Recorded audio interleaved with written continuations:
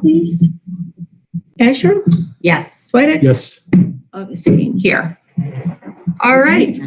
And really quickly, before we get started, I wanted to introduce Lynn to you guys. We just hired her as our administrative assistant to Suzanne, and she will be working today to try to take the minutes for the first time in conjunction with Martha. Also wanted to let everyone know that House Bill 55 was passed on Friday, which allows for a virtual option of all meetings until June 30th of this year. So just till June. So we'll have to talk about that later and see if that's something that we want to open up to the public for communication again, like we've done in the past. And David Manley will be coming in at noon. He kind of rearranged his schedule to be here, so hopefully we can accommodate him at that hour. He has to talk to us about some heating issues at the Historical Society. So just wanted to let everybody know that. Police Chief Sedner, we'll start with you. The only item that I have is, have we had a chance to talk with our anonymous donor as to the funds that we have? It's on my for the list. building? I have not heard back from the anonymous donor. Okay.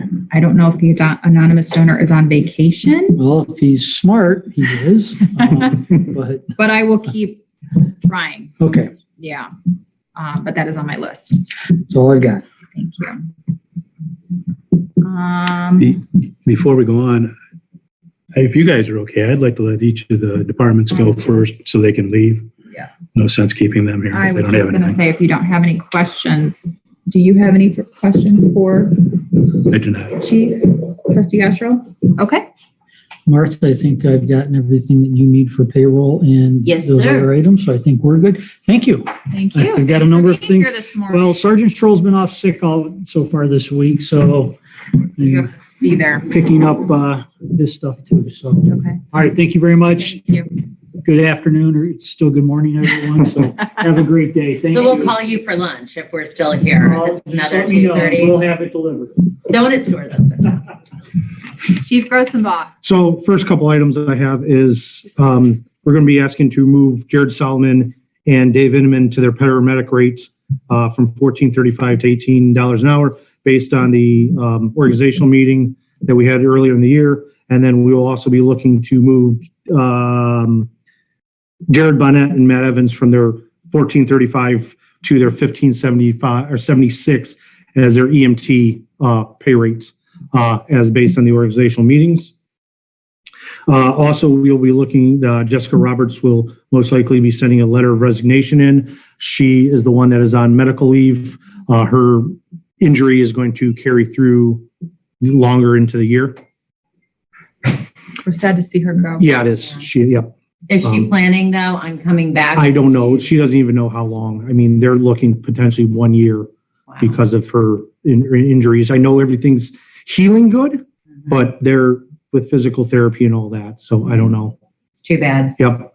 The next is I'd like to have discussion about the renewal levy that we need to have for the fire department that is set to be on the ballot, or we have to renew potentially in November. I've created a PowerPoint presentation to kind of show where the fire department's going, and I'd like to share it with the board if they would allow me to. I would love to see Yes. it. Jen, I have a laptop here, and then Jen's going to screen share it to do it. The one thing I ask is any questions, if we can just kind of hold off to the end, because it may be answered somewhere in the PowerPoint presentation. So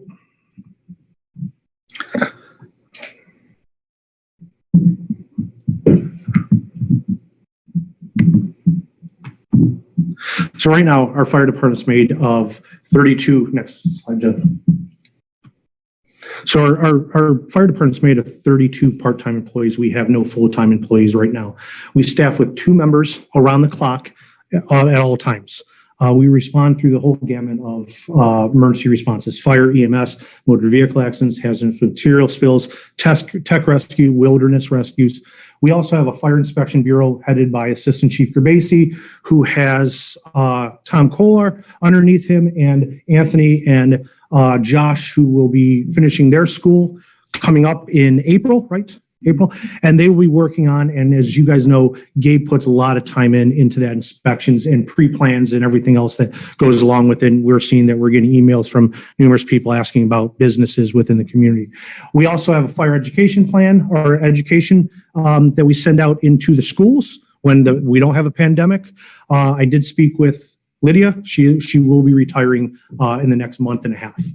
Wow. We're going to be losing a great asset, but in the meantime, we just sent Darcy through the education trainer program, and she will be working with Lydia in the meantime to get up and running with this. We go into the elementary schools, we get into the public with our joint owned fire safety trailer that we share between Granger and Hinckley. And we will be hopefully rolling that back out, sending out into the developments later this year. Last year, we responded to 790 calls, and that was an increase of 15%. Next slide, Jen. As I said, we're made up of 32 members. 6 of those are officers and 26 are firefighters. One's on medical leave. As we saw, she's going to be stepping down. We have 2 members they're on list right now to be hired. One of them is Gus. He's going to be getting hired at a full-time department here very shortly. He's going to have to take a 3-month leave. Gus has been one of our members that we've counted on throughout the year last year to pick up shifts when we've had a call off or come in and backfill to give us that extra man that we've drastically needed. We have another member that's looking to get hired at another department. He's had his conditional offer and he's looking at a potential 2 to 4 week where they're going to be putting him on 40-hour work weeks to get up and running. So he's going to have some time off. We have 3 enrolled in paramedic school right now. Paramedic school is about a year long, and it's very, very time consuming, from clinical hours, for classroom hours, to ride-along hours with other fire departments that they have to do. And what that means is while they're in medic school, they need to focus their time on there. So they have to cut back on hours here because they're going into medic school. Anthony will be starting the fall, August? So in the fall in that. Last year we had 9 members from our department go full-time on career departments. We were able to retain 2 of them on our department. We had members leaving because they had a recent baby and their wife took a promotion, so they didn't want any other jobs. They wanted to be home with their families. Or these other members didn't want to have other jobs. They also, some of them were already working part-time departments. They went where the money's at. I don't blame them for that.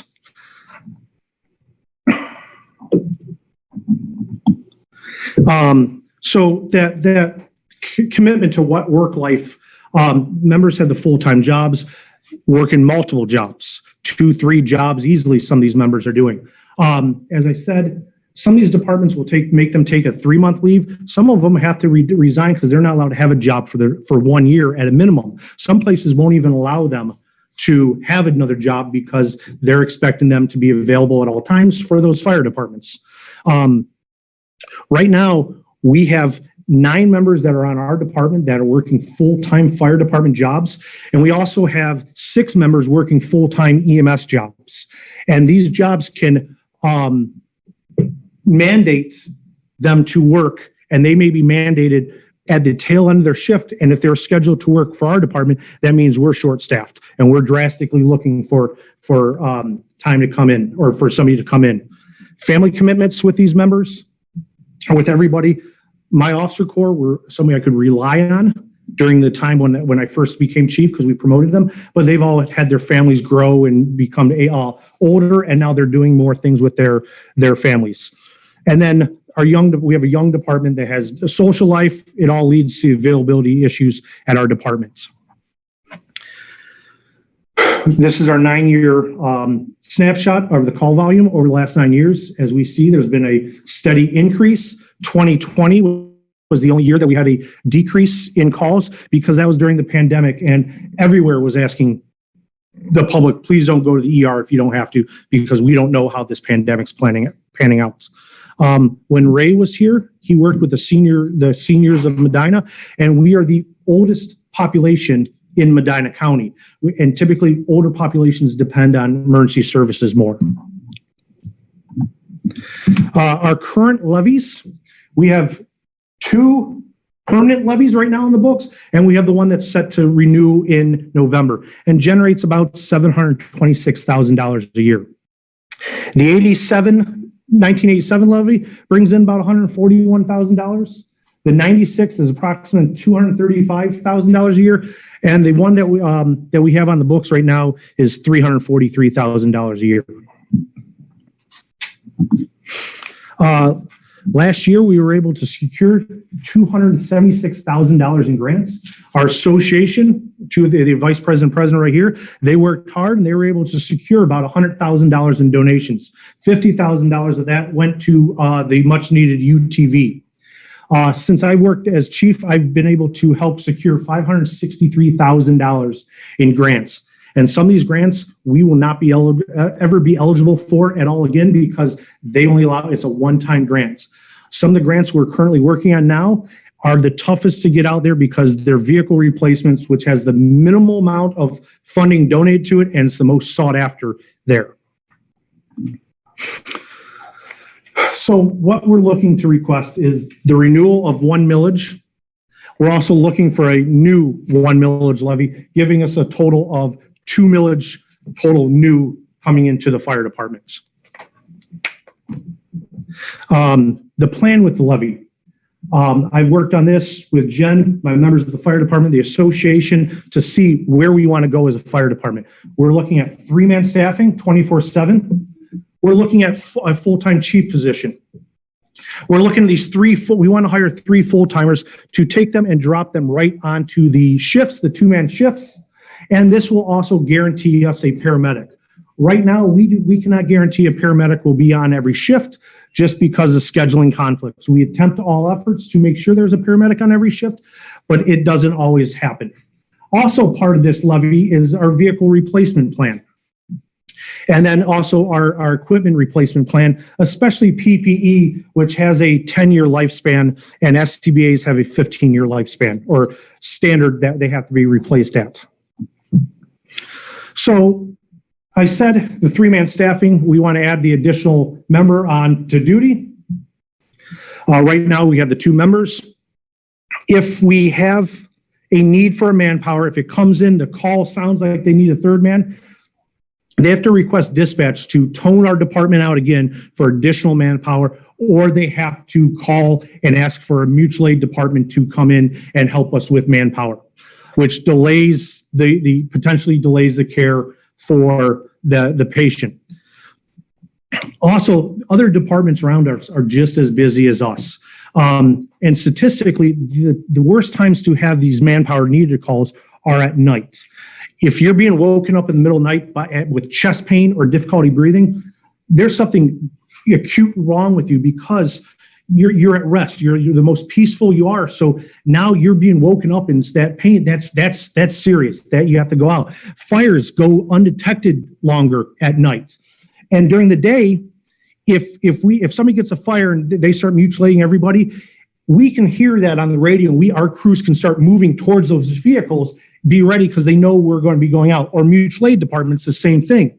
But in that night, they don't have that. So it's going to be delayed calling for the resources in the middle of the night for them to get up, get moving out of bed, get their equipment. So the 2-man versus 3-man, it's dire that we get a 3rd man on that shift. So right now, NFPA, who sets us minimum standards for the fire service, states that an engine should have a 4-man engine company. We're at 2-man staffing right now. We're not even we're at the halfway mark of what they're expecting an engine to do. When they roll up on scene as a 2-man engine, they're not even able to go inside to fight the fire because OSHA has a 2-in, 2-out rule, meaning 2 members go in, you have to have 2 members on the outside to be able to be backup for those 2 members to go and rescue them. The other issue that happens is roll up and somebody says, hey, so-and-so's in that window or my baby's in that window. And the officer who sits in the front right seat of the engine comes off with the air pack on, how the seats are made, our tools, they're able to go. Well, that driver has to get out and get his equipment on his back, delaying that time to go in there. Time is life. As I said, the other thing, we can't get in there to fight fires. Fire doubles its size every minute. So faster we can get in there, faster we can make that fire knock and less damage that it sustains in the house. And before that fire gets a good foothold in multiple rooms within there. It's also harder physically and mentally. You have two members that are on scene that want to do something. They're trained to do something, and they're watching things unfold and they can't do anything, waiting for the resources. Or they have a family member go, or they have the homeowner going, you need to do something. You need to go in there, and they're going to pretty much force to try and get those people, somebody to go inside. And that scares me that we're putting our members into that type of risk. So with 3-man staffing, we're able to get our hose line in place. Also, and I'll talk about my position later, but if I'm in station, we're going out as a 4-man engine company right away. I'm coming from home. I'm arriving just as that engine's arriving. We're a 4-man engine company right there. So we're able to start that operations. It also allows us to get that fire down quicker so it doesn't get a foothold and really start going in the home. Just as important on the EMS side, or the fire side, is the EMS side, is it's harder to move patients from where they're found onto our equipment, to move them from their house out to our ambulance. We're asking our staff now to move patients up and down the stairs with just 2. There's no spotter as they're backing down the stairs or backing up the stairs, and we run the risk of a trip hazard. So traumas, load and goes. These are the patients that we have to, when we arrive on scene, we have to scoop in, do as little work as possible in the squad and get going, because what we fall into is the golden hour. And what the golden hour is the time the injury occurs to the time the patient is put into the definitive care, either the emergency room or an OR at the hospital. And these critical instances, we can't wait 6, 8, 10 minutes for resources to come. We have to go and we have to get moving as soon as possible. We have one member in the back, and if the patient turns, something happens as they're driving and it's a serious call and they're in the back, they're in the middle. They're not going to pull over. They have to just go. And we've had instances like that where it's happened. So with 3-man staffing, we have 2 members in the back caring for the patients and one's driving. We also have the ability to be safe for our members if the patient becomes combative, dementia, drunks. Any of those patients could be cool, calm, and collective, and in the moment's notice, they're being combative, and we have members watching out for each other's back. It's safer for the member or our members and the community that we're moving patients up and down stairs with the manpower needed. We do have our police; they're outstanding. They come, but sometimes they're not able to come because they're on other calls. And we know not every call that we're going on is a serious trauma or serious call, but if it is a non-significant call, all 3 will go out. One will be in the pickup truck as a chase vehicle, and they find out, hey, this is a really minute call. They may be transporting non-emergent. That member's able to come back and be there as a first responder, or if I'm there, or if somebody did backfill, we can staff the second squad and go handle that call. Go back one more. And as I said, the overexertions, our members are going to be on scene, and they're going to be attempting to do something. They may know that we have to move this patient, we have to move it now. They're past the point of waiting anymore. They're going to be overexerting themselves, trying moving that patient from the bed to the cots, and then from the house to the car. So a couple recent events. We had a garage fire in November. I responded back in. I arrived just prior to our engine. I did my 360. Our engine pulled up. I had already radioed for additional resources, told our engine what was going on. I was able to assist that crew. It was an attached garage fire, heavy fire through the roof already. We were able to start making a knock on it, start punching that fire in the throat, cooling it. Gus was the only one from our department that responded in back from home. He arrived with the tanker, and Granger's crew arrived with a 2-man company. They were able to form a 3-man hose team. They were able to go inside and start pushing that fire out. Shortly after the fire, talked to the insurance adjuster that came out to get our fire report. They said that the home is safe. Yes, there is heat and smoke damage throughout the house, but the actual house itself is going to stand. They're going to they're going to gut the inside of it, and they're going to put a new roof in where we had to open up the roof at and build the new garage. But the key is that those belongings that the resident had were not damaged because the fire did not get into the house because of having those resources. This one here is what scares me more than anything. We had a 911 call in to the dispatch center, said, my husband is at a local business in Hinckley. He's having difficulty breathing. Can you send the squad to go check on him?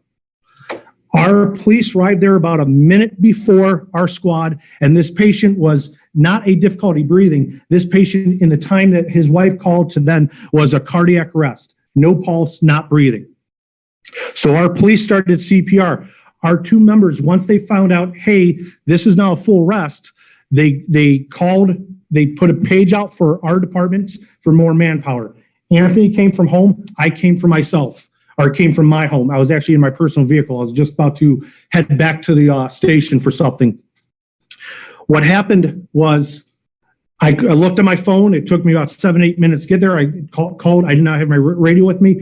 I called dispatch and told them, hey, let the crew know I'll be there in 8 minutes. Anthony had signed on the radio. This patient was an extremely large patient.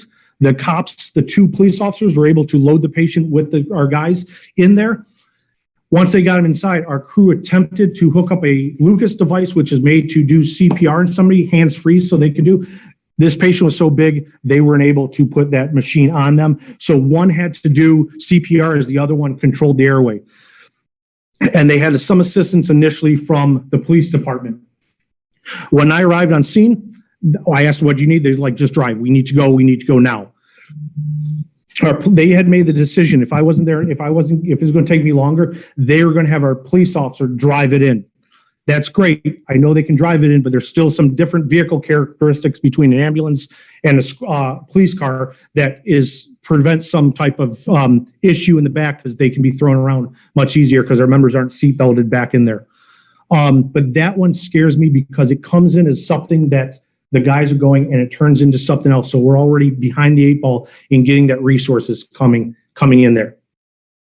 Motor vehicle accidents. Wide variety. If we have a serious motor vehicle accident, fire or entrapment and fire, we still need to call mutual aid. We need manpower, especially if we have multiple patients or heavy entrapment. But we can send 3 guys, 1 in our engine, 2 in the ambulance, get there. They can start getting our equipment out. They can start doing some of the process. And as the additional resources arrive, those members can jump right in, start that, and they're able to load that patient on the cot, and they're able to go right away and let the other crews stay there and kind of clean up the mess so we can get that patient going. Calls that whipped ledges. We got the UTV last year. To get that UTV out, it's going to take 1 in the UTV, 2 on the members, or 2 members on the ambulance.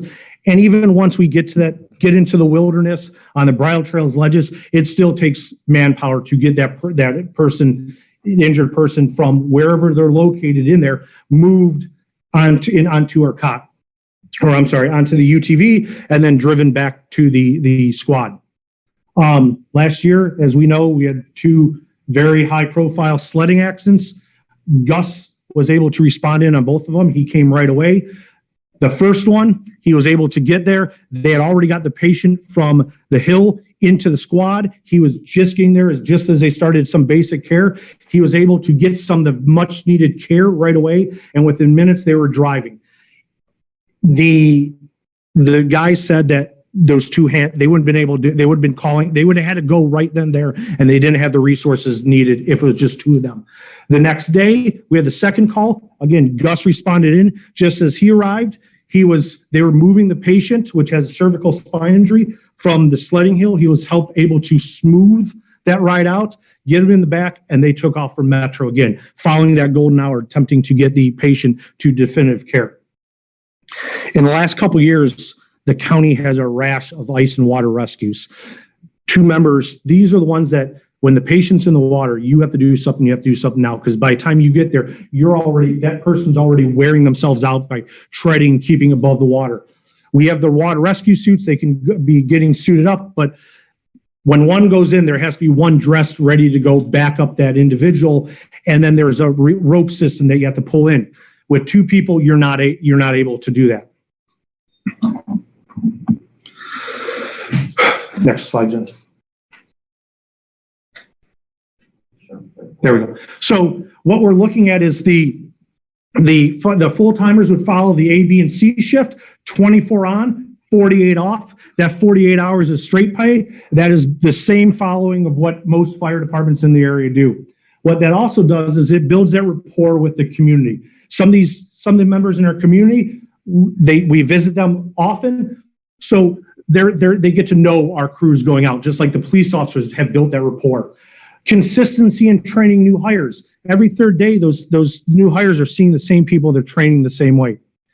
The ability to have projects done in a timely manner. We're working on a long driveway project. We're working on some tools with identifying them and maintaining them. Right now, it could take months to get done, where opposed to having somebody there every third day, they're able to finish those in a timely manner. But the biggest one is the ownership into the mission of the fire department. These people will be a part of the community long-term, and they will be buying into the community. They'll feel a part of the community, which then transfers over into better care and better ownership and pride in taking care of the vehicles, taking care of the station. So the other problem we have with part-timers is we follow the 1,560 hours worked in a year. We had two members, Gus being one of them, maxed out his hours last year. Lieutenant Landis was another one that came very close to maxing out his hours. So we have to worry about that. Our day-to-day operations will be more standardized because the same three people will be there every third day. And it'll also help decrease some of the pricing on our turnout gear. So the question was asked to me, well, what happens if we just go with part-timers instead of full-timers? Right now, we're about 30, as I said, 32 members. We need to be about 30 to 35 to functionally be based on everybody's personal schedules. But for part-timers, we're going to need to add 10, what I've estimated about 10 more members to keep that workload, so I'm not overworking our guys to the point where they're leaving. We have to buy more turnout gear. We have to have more costs with hiring and employing new members. We have to buy uniforms. We have to more training involved. It's a lot more expensive long-term. And still, the part-timers we're looking for, if they're younger, they're still looking for a full-time job. So we're just going to be in this repetitive cycle of looking to hire more and more. So my position full-time, help on calls. We looked it up. Say I have, I'm full-time and I have 2 weeks of vacation a year. That's still 25% of the time during the daytime hours I'm there. 25% of the time I'm able to give that manpower. I come in a lot from home. I'm able to give that guarantee, that on-site leadership. We have a very young department now that is inexperienced, has little experience on some things, and especially with our community being so diverse in different areas, they may not be able to be trained or know all the quirks in and out of our community of ledges or which trails better to go on, things like that. It also gives that OSHA 2-in, 2-out rule. I'm in the station, we're going out as a four-man crew, or I'm arriving just as that engine is arriving and giving us that four-man. Also allows me to help citizens' requests. There's times that I get email, and by the time I come in for my other job, it's been 2 days, 3 days that I'm able to get back to that citizen's request. I'm able to assist on training of our members daily, ensuring the training's being done, and helping them out on some of those stranger trainings that doesn't typically fall in a textbook style training. There's opportunities that arise throughout the fire department throughout the year that may occur. I'm able to hop on those opportunities quicker. So proposed salaries, starting off very good, I think competitive within our community and within our township. And the other areas is my position, $73,000 plus benefits. But more importantly, our members, $56,000 starting, and then the benefits. And we talked about in the other meetings about having the cost of living expense or raises each year. Also in that is the vehicle replacement plan. Our tanker is looking to be replaced. It has to be replaced the tail end this year into next year. We have a grant on it. If we don't get that grant, we do have to spend it. We're looking $350,000 to $400,000. Our squads, the oldest one is 2026 we're looking, and the frontline squad now is 2030, and our current engine is 2035. These vehicles, the squads are 10 to 15 years. The fire apparatus are 15 to 20 years. And this is based on numerous standards set out in the industry. And with that, we have a whole bunch of things that go into purchasing and speccing these vehicles out that we have to ensure. We just can't send it to any repair shop. They have to go to a standard or a emergency service vehicle repair shop. I said the turnout gear replacement plan every 10 years. It doesn't matter if this turnout gear has ever seen fire. NFPA says 10 years. They're even starting to look at potentially making it a 7-year rotation because they're seeing that the fireproofing material inside the gear is breaking down after washes that have to be done every year. So they're potentially looking to shorten its lifespan to 7 years, which is a turnout gear, boots and everything is $7,000 easily per individual. So that the new additional millage that we're asking for would generate roughly around $382,000 a year. And on top of that, the renewal that we already have, it's additional $39 per $100,000 home in Hinckley. So proposed cost, it's about $1.1 million a year in revenue. We estimated about $680,000 in salary and benefits, $300,000 in the operating expenses, and gives us $128,000 rollover, allowing us to purchase and saving for those large equipment that we need to replace in a timely manner. As I said, we have a $157,000 air pack grant that we're looking to purchase this year. In 15 years, are we going to get that grant again? I can't tell you that, but it's going to cost even more money in that time to do it. So we have to prepare for and grow for the future. This isn't just, hey, what can we do in the time? I'm planning this out for the next 10, 15 years. So safety. 3 members on allows that time to drop, that time to be able to respond when they get on scene, to be able to act quickly. Time is life. Time can mean life or death between either for our members or for our community. So as I said, we're budgeting for the future. The 1 mil levy renewal and the new one will be able to help us keep the competitive wages for our members going through the years. We won't have to be living paycheck to paycheck as a fire department each year. If we have to have some type of large purchase that isn't planned, we have the money to do so, and it's not going to take us longer to save up to buy that new apparatus. We've seen communities this year alone give drastic raises to their members, potentially up to some of them up to $6. One of the last things that this will also do, if we can get the levies passed, if you guys approve it, is it potentially will start helping save the homeowners insurance costs. What that does is the homeowners insurance service office, ISO, comes in and grades your fire departments every 5 years. And they base it on a whole bunch of different criteria, which then turns around and affects your homeowner's insurance and other insurance in the area. 50% of their grading scale is actually on manpower and training. 40% is on your water supply in the community, what we have, but also what we have coming with tankers. So we can have that water quicker arriving from our station and our tanker that we have on station.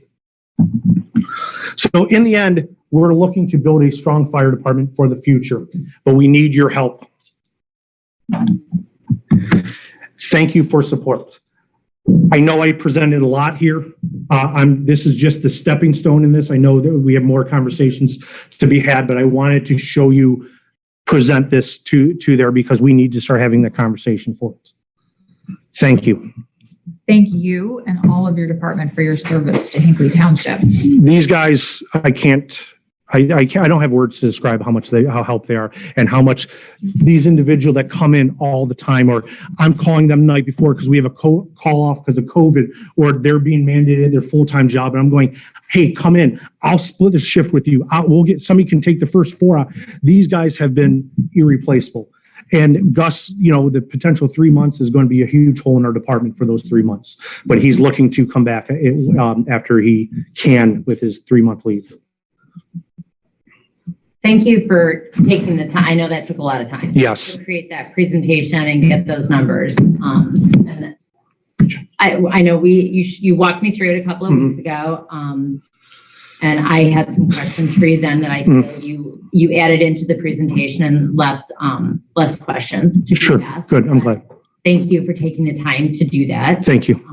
And any questions from, I'm sure there's a couple. Yeah, I'm sure there I is. don't have any questions because you and I have been working on this. Yeah, we knew this levy was coming. Strategizing what the model for the fire department should be. I think we, made some stride last year with raises, full pay overnight, and then being paid twice a month versus once a month. So these are the next steps that we had discussed publicly since June of last year. I just wonder if, and I can't remember the levies off the top of my head, but the oldest levy. The 86. I was thinking 84. 86. I wonder if we relaxed that levy and then went for two. I wouldn't do that. I have some numbers in there, and I agree with Martha on that one. It is. This is, like I said, I'm not looking to go ahead and get by with right now. In 5 years, we turn around and ask for more money. I'm trying to aim for that future so we don't have to do it. As we saw, the two levies that we had sustained us. There's actually going to be a Friday. The Governor DeWine is going to be doing a news conference on the volunteer fire service in Ohio, because we're seeing the volunteers drop, and because of multiple reasons, and it's nationally. But as I've said for a couple years now, 2 years at minimum, there's openings all over Northeast Ohio for full-time departments, and these departments aren't even getting enough applicants for their positions, that they're now going towards it used to be from taking tests to lateral transfers. So they're just interviewing because they're not getting the amount. You had cities when I first started 25 years ago almost, Parma gave a test, they'd be hiring 2, and you have 400 people. They hired, in the last year, they hired, I think, 9 or 10, and they're looking to hire more.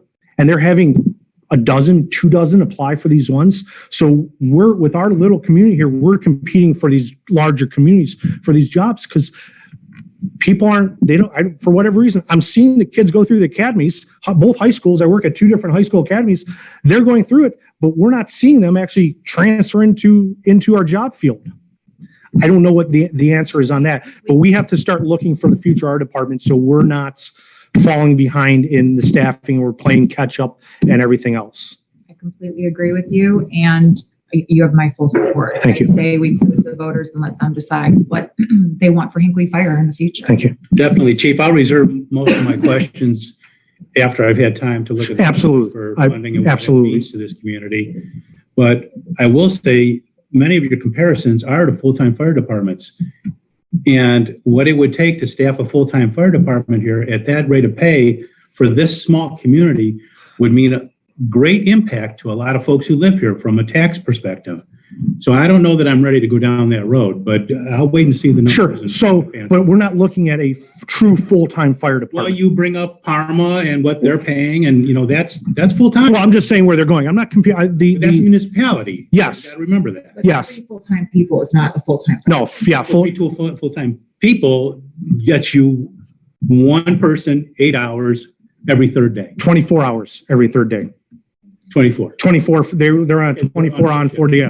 Yes, we have full-time employees, but we're not a full-time department. It's because we still are staffing with just one full-timer and 24. If we went to look at, But that doesn't fix the entire narrative that you're presenting about losing people because they're part-time. let's have continue further discussion on that, please. Citing your staffing salary numbers, I get it closer to 800,000 Okay. once you're looking at your benefits. Okay, So I'll sit down and we'll talk some more, because we ran some things, and me and you we'll talk about that to finalize some stuff on that. benefits outside of medical benefits? Well, yeah, I mean, you have multiple benefits, but including medical benefits, not knowing what, if it's a single or a. Yeah, there's family or family. all We were the- looking at all the Around about ranges. 20,000. $20,000. Well, And for a medical. family now, it's 25,000. Okay. And for a single, it is, let's see, where am I now? Single is about 12,000 Okay. annually. And something that I have asked you Sure. in the past, but I see we have several members from the fire department in the audience is,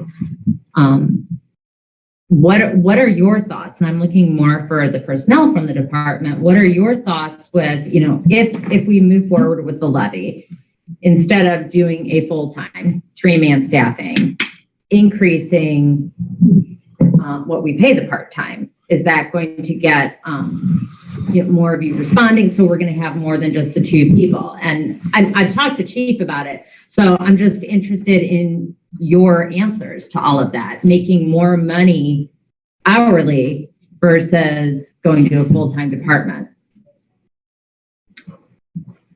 My personal opinion on it is you increase the part-time salary, you're going to have part-timers stay long-term just because that's how it works with other part-time departments that are higher paying.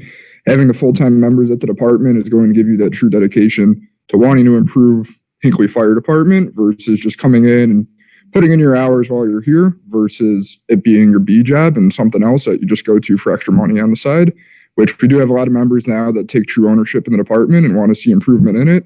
But obviously, if it's not their full-time job, you have to put your focus on the full-time job and where the money's at. Unfortunately, that's just the way it works. People can't put that much time and dedication into their part-time job, no matter what they're getting paid. So that's my overall thoughts on it. Thank you, Gus. And you guys have said over and over again that you would rather have 3 men. To me, You guys voice your opinion. Dave? I started a new full-time job and it was all part-time before we got there. Going on what Gus said, when you have a full-time department, we take more ownership of it. Where I'm at now, that's my home. I'm fortunate enough, I live 10 minutes away from here, so Hinckley's like my second home. It always has been. So I do take a lot of ownership here. But some guys, when they work a full part-time job, it's just a part-time job. They may put in 1 shift a week. You increase the money, yeah, you're going to get more people to stay. People are generally going to work harder. But I'll be honest with you right now, if I get more money if I get the overtime in my full-time job, I'm gonna take that. And to be honest with you, what I'm making in my full-time job is not much more than I'm making here part-time. Okay, but it's more money, so I'm gonna take that. But the big thing is when you have people here all the time, this becomes their home. I mean, we're here 24 hours a day. Okay, 2-3 times a week.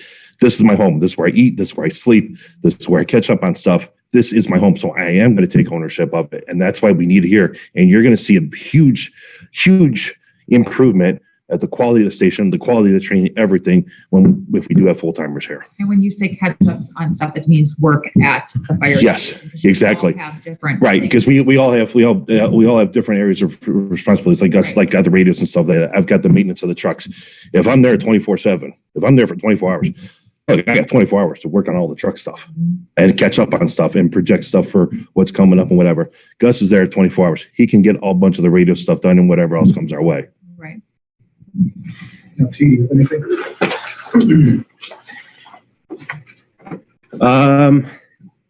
So I come from the department as well as a resident, so I have a little stake in this.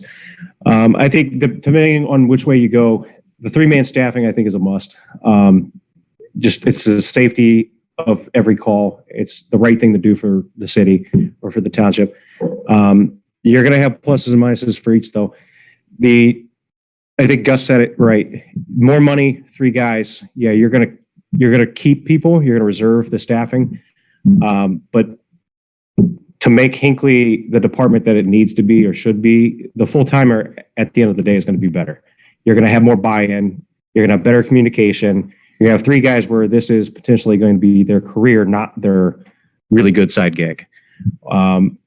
So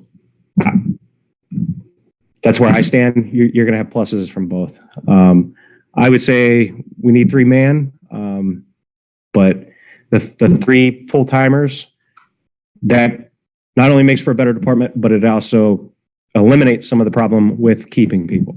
You have 3 dedicated spots that are already filled. The staffing that we have now would be enough to continue filling out the other half of the shift or 2 people. So you go to 3 without having full-time staffing, you do need a lot more personnel and to be able to retain them, so higher pay.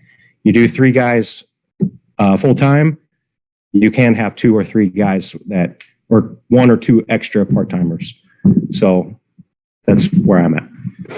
One other comment I'd like to make that they brought up that kind of, I work at the different Tri-C, which has instructors from all over Northeast Ohio. And they obviously, it's a great recruiting pool with the new members. But I have some of these guys that are working there asking, oh, hey, are you guys hiring? Yes. Well, asking questions, what do you staff? I staff with 2. I don't want to run risk of myself and one other guy working there if I get injured or something like that. I'd rather go where I have the resources there that can help me and back me up, because it could turn out if they have 2 and something goes wrong and it goes to court, it's going to go bad in all the way around for everybody. So some of the retention is going to help is if we have the 3-man staffing on that. So thank you very much. I appreciate, I'm sorry. How many part-timers will you need? We'll still be about 30 to 33-ish, right around there. Because we're still going to have, we still have the amount of shifts that are available right now that are needing to be filled. And those guys will just, the full-timers will just be plugged in and work right next to them. And guarantee a medic on everything. Yeah, and guarantee the medic. That's a big one. I'm trying to go through reports. It's harder because we got to look at scheduling day to day, but we can't always guarantee a medic. We do everything we can to guarantee a medic. And with being a young department, there's days where I have a medic and a basic on scene, but they have a total combined 2 years experience in the fire service. Our policy right now is the field training officers and the experienced guys jump on and fill 4 to 5 shifts right away, but there's still opens, and depending on their work schedules and everything else, there's still days where by the 4th day of shift sign up, if there's an open day, it's open to whoever can pick it up. And sometimes it's extremely green crews. And myself and Dan are like, hey, we got a open or a week or shift. I'll be around for this time. You'll be around. Okay, perfect. We'll come in on backfill. So that it helps with that. Because those are my sleepless nights when I'm at my other job in here that I can't do anything about it. Because I worry about that kind of stuff. I thank you guys for your time. I greatly appreciate it. Thank you. And thank you, the 3 gentlemen that got up and spoke, because I've talked to the chief about it. The chief basically gave me those answers, but we're at a meeting right now. We have a little bit more public here than we normally have at a work session meeting. So I think it was great that you guys have it on the record, how you feel about it. So thank you. Does anybody else have anything they want to add to the conversation? Just one quick question. All your staff kind of wear 2 hats, firefighting hat, the go to car wrecks and good stretching, and the EMT. Yes, I'm sorry, I should have mentioned that. Yes. Everybody on the department has to be a minimum firefighter, and then they're trained EMT or paramedic. But yes, we are cross-trained. I meant to bring that up earlier. So we are that. Thank you. I'll say, as someone who had her husband pulled out of a pond about 4 years ago, the more the better as far as I'm concerned. Thank you. And thank you. Very good. Anything else, Chief? I do not. There's. Oh, sorry. I'm sorry, not relevant. Do we have the same situation as the police department where they're part-timers, like here at Young full-timers, or is it all full-time? They're all full-time except, I believe, 2 part-time. Okay, thank you. Anybody else? Okay, Chief, anything else from you? I have nothing else. Thank you guys again for your time. Much appreciated. Thank you. You've given all us- the dedicated work you guys do. I greatly appreciate it and look forward to working with you guys in the future on this. Thank you. If Thank you. you don't have anything else, we're going to let you go. Thank you very much. I got some work to get done in the office. Thank you, Chief. Thank you. Mike, I'm going to scooch in front of you with Mr. Manley. Is that okay? Because you might actually be able to weigh in on his issue. He's got, that's fine. He's got something at the Historical Society that he's going to present us with. It's the heating unit. Right. Can I just? Yeah, you can just, whatever you want to All do. right, a few weeks ago, our treasurer was in the Historical Society and it was freezing. She happened to come over here to the administration building and the owner of SNS was here. And he came over and found out what thanks, Jack. He found out what the problem was and fixed it. But in the meantime, he took a look at the furnace. And the heat exchanger is all rusty inside. I brought pictures. This is part of it. It's his contention that this could last a week, it could last a month. What I have, the heat exchanger is, and I'm leaving all this stuff with you folks. The heat exchanger is a little over 20 years old.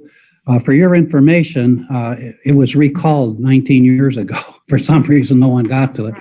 But they won't accept it anymore because this was set up as a commercial building and there was only a 5-year guarantee to start with. So anyhow, I asked them to give me 2 quotes. This one is for a couple $1,000s to fix it.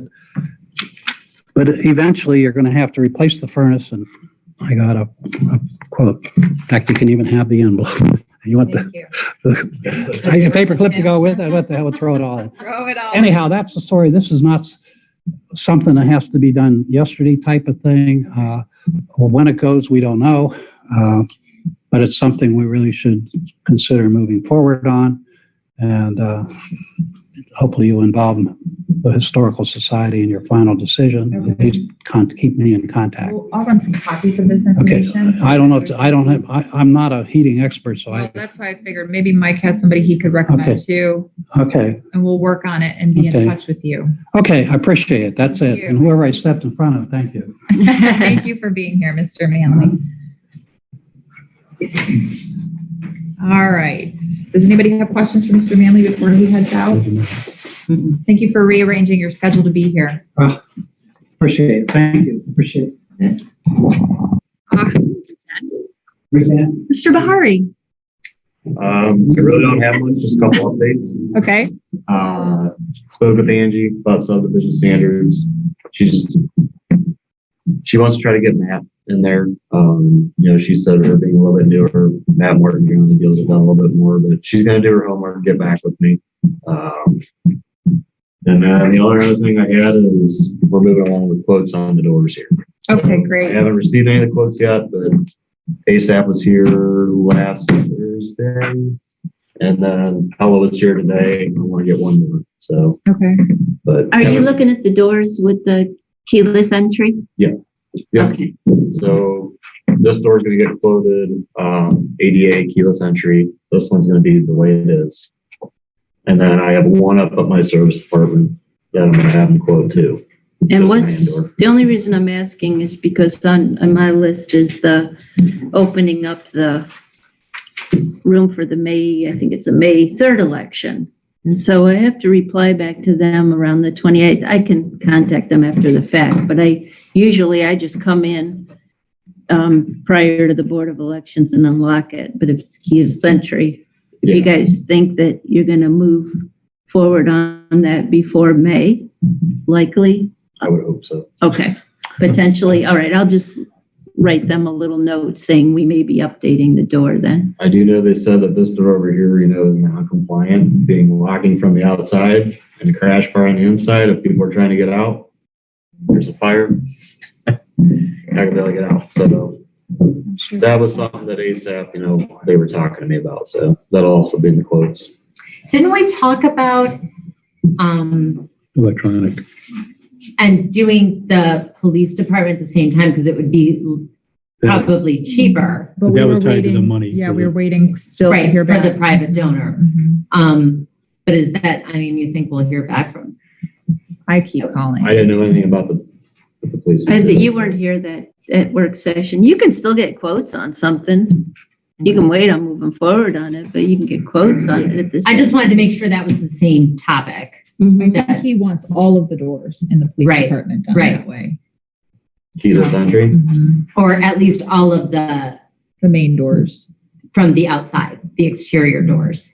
So the guys aren't carrying around all those keys. Well, he's gonna have to call me and tell me what he wants so I know what to quote. So we're not playing a middleman here and I'm gonna have to call back 4 times. Like I'll call Chief Sentner and figure out what exactly he wants. Or maybe he might be better off since he knows what he wants just to get that quote and then we can add it in. And I'll tell him the companies that I was using. So Okay. that might be the way to go. That's perfect. But other than that, like I said, I didn't have too much today. Okay. Waiting on salt deliveries this week. Other than that, end of the week, 3 to 5 for snow. So everybody give the plow trucks a little bit of room, be safe. Had a couple trees go down with all the rain we had. Big thanks to the residents over on Carr.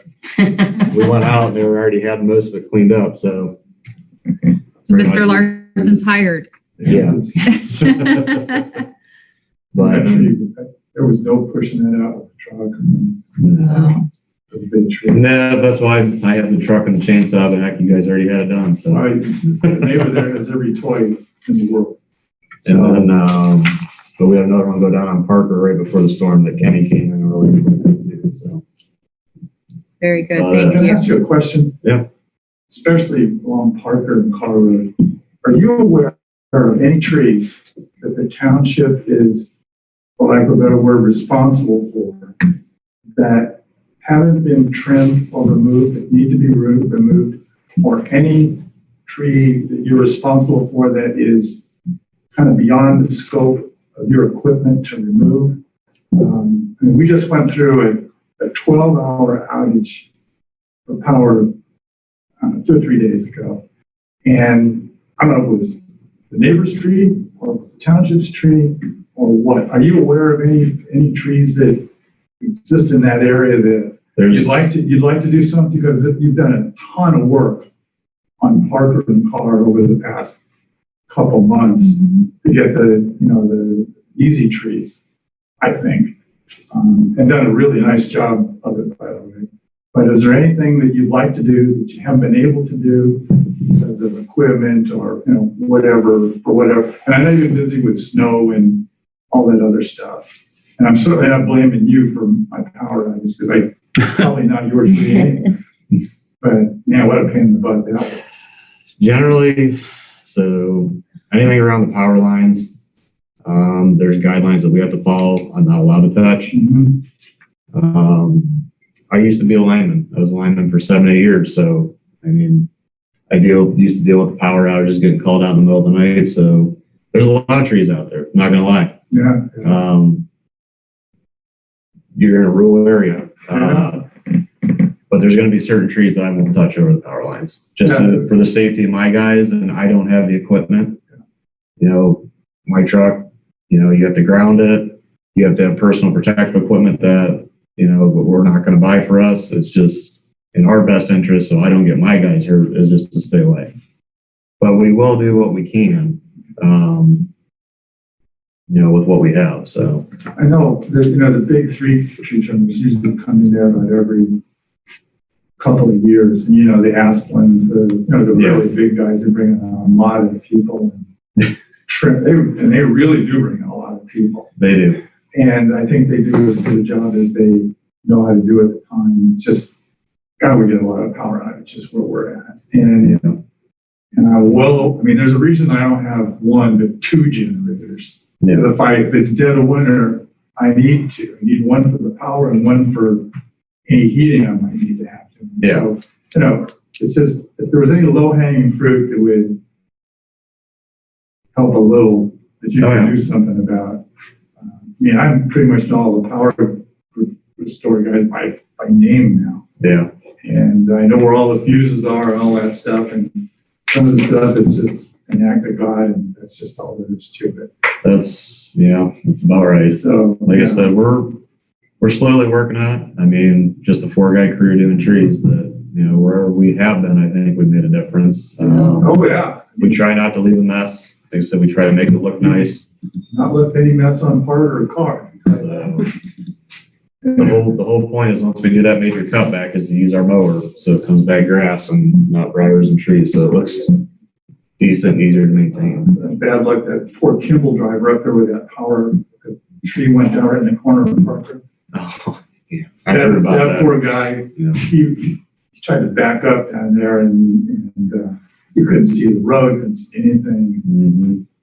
It took the biggest tow truck I ever saw in my life to get him out of there. Wow. So, I mean, that poor guy. Kimball does a good job on Carr Road. They sure try. So, Yeah. I don't have any axe to grind against them. Thanks a lot. Does anyone else have anything for service department? I had a question for us if we wanted to discuss. You don't necessarily have to be here for it, Mike, but wanted to talk about the schedule of the department heads in the meeting, since Mike is our only department head that is not salary. Do we want to kind of rearrange how they all go so he can get out of here a little bit sooner for our regular trustee meetings? I mean, here we've been here already for over an hour and Mike's the last one to Well, go. first, we need to let him go before fire chief. Well, and you've got the same thing with your zoning inspector and your Suzanne. And let them both go before the fire chief too. No, I mean in our regular meetings in the evening when they're coming back. That's what I'm referring Yeah, to. I have no problem moving it around. I mean, what do you think? No, not at all. So you'll be Mike wouldn't first up. object. It's fine with me. He's had some long weekends. Since Make your bids the as you beginning come of in the year. room. I want to go first, Let's go, get to work. The quicker the better for me, so. But that's like I said, just updates today, just kind of letting everybody know what's going on. Not much anything. Like I said, the snow coming, be safe Thursday night and Friday. So. Thursday night into Friday. Maybe another snow day. Another snow day. Mhm. Hopefully not. But Thank you, if it Mike. comes in late at night, we try to do that 4 a.m. start as best we can. So Yeah. less fire needs. There's been a couple times they've called where they've got a, like the one big one, I stayed all night and had to plow them a couple calls. So it's good for the emergency services. At least one of us is here for that. So Right. Well, thank you. You guys have worked your tail off so far Yeah. this winter. there's more to come. So. You've done a great job. Thank you so much, Mike. Yep. All right, I'm going to pass it off to Tom Wilson for zoning. Yeah, you're. Well, the zoning department continues to be busy with routine decks, pools, a couple of new houses. But our larger projects, Serenity Court and our senior housing, they're at Medina County Planning right now, so they'll be coming back to our zoning commission in time. We don't exactly know when that'll be right now. I spoke with Drug Mart Commercial, and they're simply on hold. I don't know. They didn't give me any secrets when they're going to come back to zoning commission. So,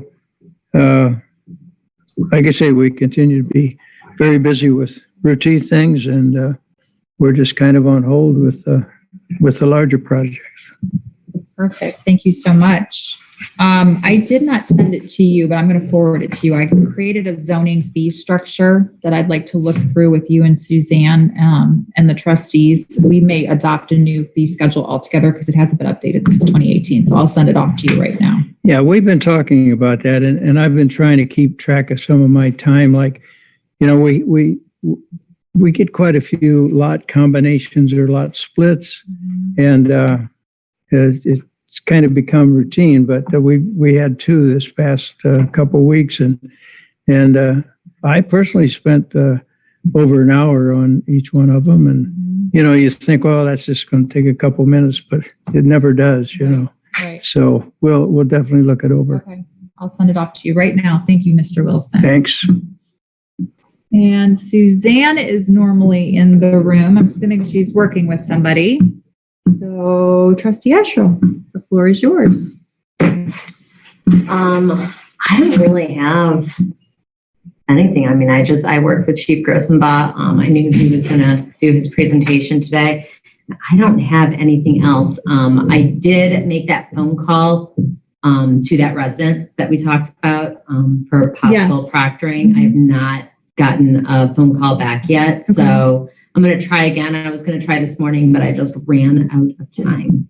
Okay. I don't know that Suzanne had anything. She didn't email me anything that she had on her agenda, but she'll come back in and probably prove me wrong. Okay. So, Trustee Sweattick? Regarding the change in cemetery fees, defining what a resident is or isn't, we talked with Brian Richter. He sent us an example of the Granger Township language that they have. And it's also in a packet that's signed off by the trustees. And I think what I would like to do is take what we currently have now, put it in the same format with a signature page on it.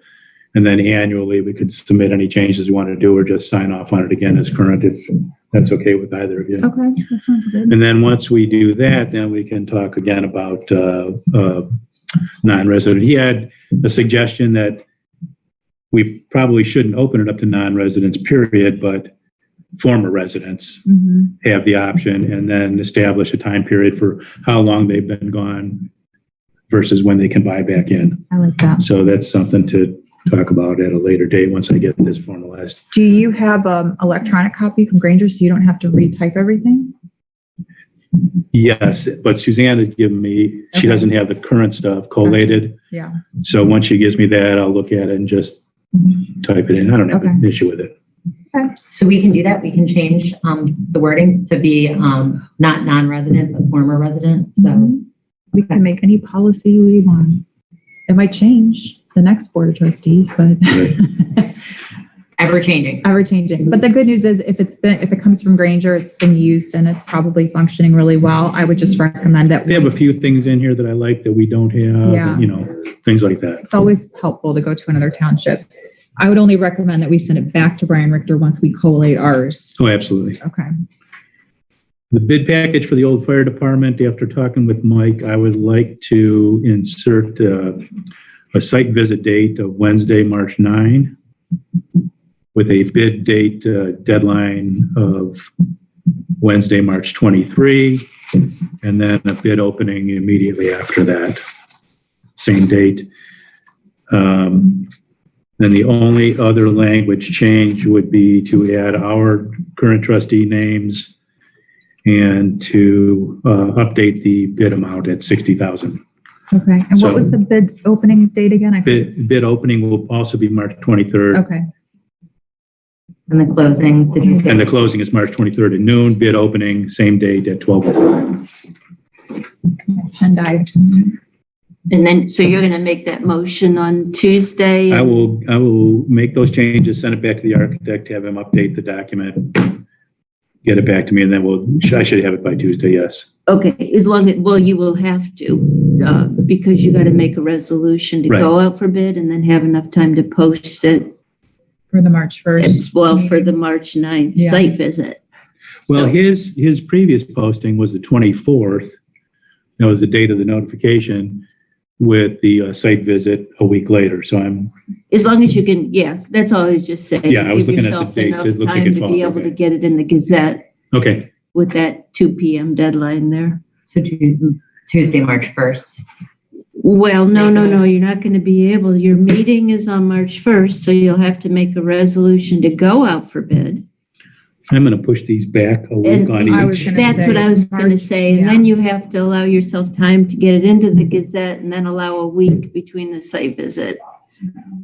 Because you can't do anything with it until you guys formally approve it at a regular meeting.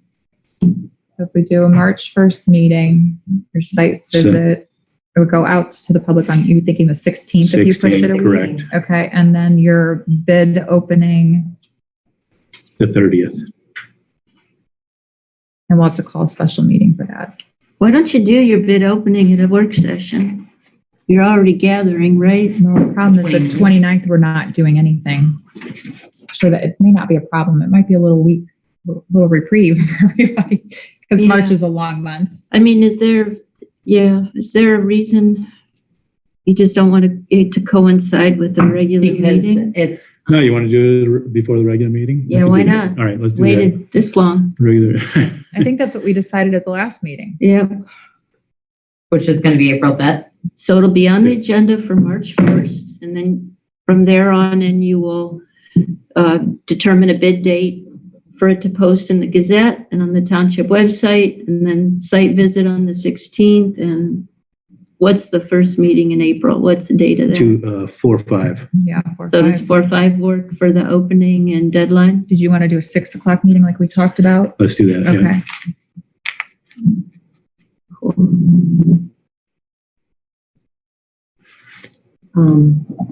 The due date will still be the 30th, correct? Yeah, you guys can, yeah, you can have that anytime you want. You just can't open them until the regular meeting. Well, and it doesn't even have to be a site visit on the 16th. You could just coincide all Tuesdays, however you want to do it. Since we're announcing it on the 1st, maybe the site visit's the 15th. So we're all here anyways. Well, no, you guys aren't Well, going you don't on want the to go site to it. That's visit. what, yeah. Yeah. That Mike will handle the site visit. Yeah, I don't want to be a part of that. It's your call, however you want to handle it. Probably the 16th is a good idea to give you another day to advertise. These scratches. There's a lot of scratch marks there, Jack. All right. Site visit, 3/16 Wednesday. Bid due date, 3/30 Wednesday. And 4/5 opening 4/5, bid opening at 6 p.m. 6. Why don't you do it at 6:31? During your regular meeting. Why have a special meeting just for that? I think we decided to do a special meeting for it last time we talked about it. I'm going to It's bother up to you everybody guys. else with it, or? Well, it's public information. I mean, you can do it at any point. You could. You don't need to have a special meeting to open bids. Okay. So bid opening will occur at the regular trustee meeting. How about that? Yeah, we'll start the meeting with it. 6:30, 6:31. At 6:31. Sure you don't want to make it 2. So Don't be late. scratch. I don't know if anybody's seen the movie, but you're killing me, Smalls. I've seen the movie. All right.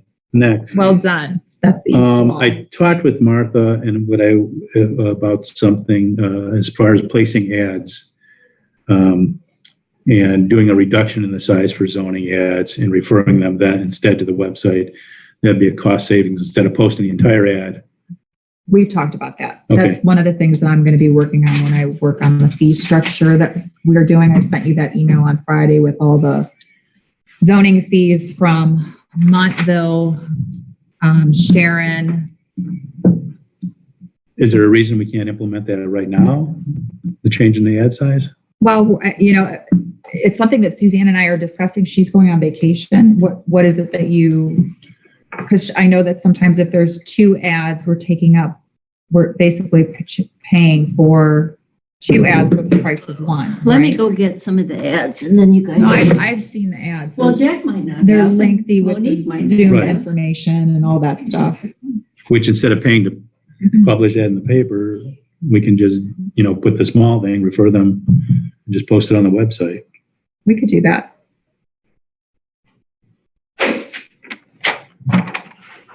So that's what I would like to do going forward with that, if you're in agreement. Ads on the website. I just need to talk to Brian Richter about it to Okay. make sure that that's okay because they're legal ads. Mhm. Well, you're still saying the same information. We're doing this for the specifications and information on it. But I understand, wanted to check with him. Yeah, I just want to triple check with him. So here's an example of an ad that costs $185. It has 2 variance applications on it. And that's how long it goes. Now, basically, a lot of this could be on the website. There can be a reference as to the date and time of the meeting, the application number, some detail, but all of this does not have to be on there because when we're looking at our zoning fees, in order to reduce the cost to applicants primarily residential applicants, you want to make sure you're at least covering your costs. And if we can find ways to reduce Right. our expenses on it, then we can maintain the pricing we have, which includes not only the legal ad, but Suzanne's time, Tom's time, the BZA and or the zoning commission's time, Judy's time, the proctoring time. All those different expenses go into the $500 fee.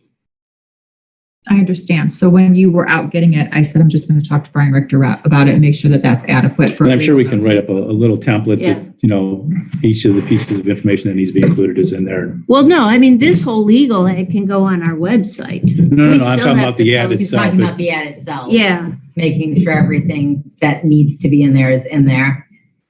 I think that's what you're saying. Yeah. Yes. The next is I would like to talk about exit interviews for employees. I don't think that we're fully capturing information that we should.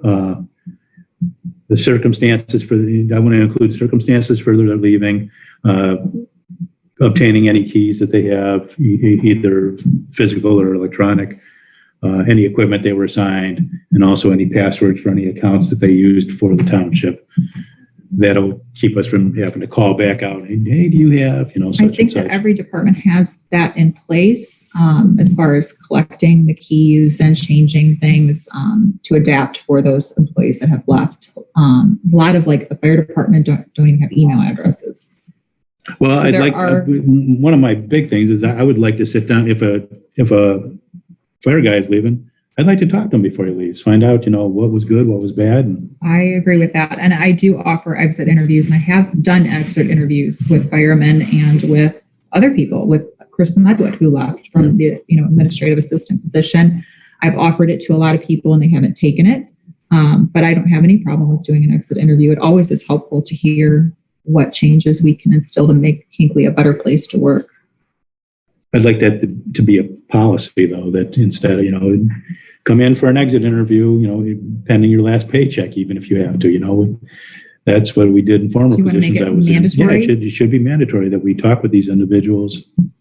With that. And they don't have to, provide the information as far as why they're leaving, but definitely to ensure that we've gotten the other information that I stated in there, whether their supervisor provides it and brings it to us, or, they provide it. But we should definitely have an opportunity to see them. I would like that with, I don't know if we can say with all three trustees or with two trustees. I think it should be all of us. I mean, I think it should be all of us, but could that be executive session, Martha? I don't know. I'd check with Brian Richter on Yeah, that that to was- see what it might fall under. It's touchy. It could fall under personnel, which could be executive. Yeah, it or, could be. I executive would give him the specific circumstance and see if it complies with personnel. Okay. I think that I would like to talk more about that with the department heads here, because I don't know what each one of them does. I know that they do have policies in place. At the end of the day, though, they are an employee of the township, Right. right? Okay.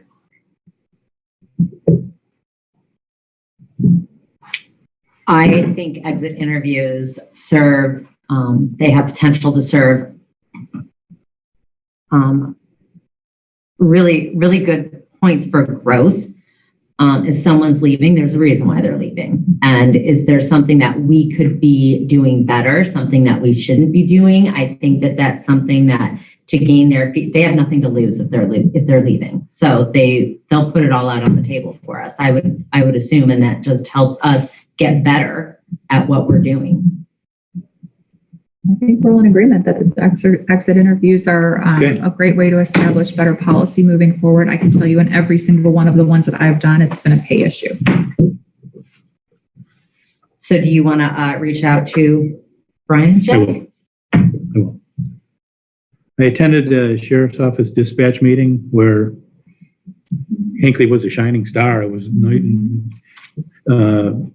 Police Chief Sentner orchestrated a deal with former Sheriff Tom Miller for a 5-year contract for dispatching services.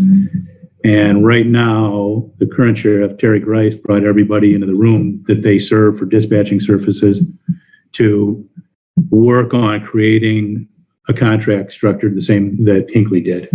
It has worked out so much better for them as far as managing the contract, managing what their needs are. Going forward, they know everything. We also are benefiting because they're looking at putting on not one additional dispatcher, but two. So we are not going to have to pay for that for another 3 years because we're just starting a third year of our contract. So it's a good thing. What they're doing down there is a good thing for them and for the entire community. So that was what that was about. I took the cell phones from the former trustees that we were no longer using, donated them to the Summit Medina County Battered Women's Shelter. They were very appreciative. I think I sent you guys all the info on it. Yes, thank you. But yeah, they can always use them. So if you have an old cell phone, if you don't want to turn it in, you can take it down there and donate it because those girls that go in there have nowhere else to go. Where is that shelter? Pardon me? Publish that someplace where maybe somebody put it on a Hody page or because I got a bunch. It's at 696 East Washington, and you can't find it because you got to go in the drive, and it's behind another building, and then the door to it is on the back of that building. But it's Hope and Healing Survivors, something. That's what it's called out there. You can find it. You put Battered Women's Shelter in your cell phone. I got a bunch of cell phones, cables, power supplies, computers. Email Jack and he'll create a little pirate app for you that you can go on. Thank you very much. Absolutely. Jack, is that in Medina? It is. That's the Medina branch. But you can't find it. You can't. Yeah. Like a speakeasy. 696 Washington, East Washington. They usually have to, like in places like that, so that way. Maybe that's it. If one of them had gone, they've been like right there. That could be it. It We said the wrong person. Story of our lives. That's all I have. Thank you. That was very good. I'm excited to see what those bids look like for that east wall. Get that moving. I have a list of stuff, friends. It's on my phone because it's so long. As I said, House Bill 55 passed, which allows for the virtual system. So how do we want to interact with the public again? Do we want to allow for virtual interaction? And for ourselves? But Go ahead. my question would be that it did not say for emergency circumstances. I did not read that. Okay, Did you get the Ohio Township? it did. Okay. And I thought that it referred to emergency circumstances. I'll look at it. Okay. We can come back to that. I've got more to discuss. Okay.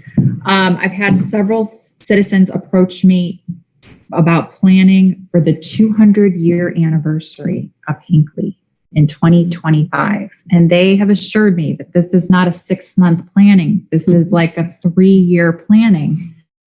And I did not know that Hinckley had fireworks and carnivals and all kinds of wonderful things in the past. So I just wanted to throw it out there and see if you guys were comfortable with us not really being hands-on, but just encouraging a committee on our newsletter and maybe on the website to allow a community committee to form and put this whole thing together and approach us with whatever they need. How is it? So I was on the committee. Oh, in you were part of 2000. the fireworks. Well, yeah, and I was here for all of them, back to 1975 and beyond that. So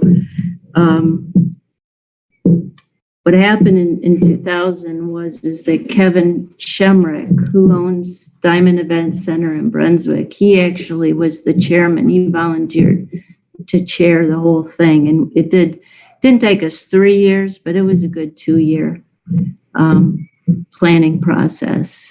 And there was a committee. I'll see what I can dig up on that. But it was the trustees were not involved per se, like you said, but it was a separate committee, and a lot of it was funded with donations and business partnerships. And I might think that the chamber might be a good place to start with at least beginning to think about that. And I don't know. Kevin Shemrick, though, would be a very good resource as far as, but it was a whole weekend. I mean, it was a 4-day event. Okay. It was pretty significant. So it's not going to be an inexpensive venture if it decides to go that way. Okay. Traditionally. Got a cake and some sparklers. It was a little more than it was rides. It was fireworks. It was games. It was quite Arm wrestling. It was at the old elementary school. Now the 75, the sesquicentennial was held here. They closed the streets and they held everything right here at the town hall.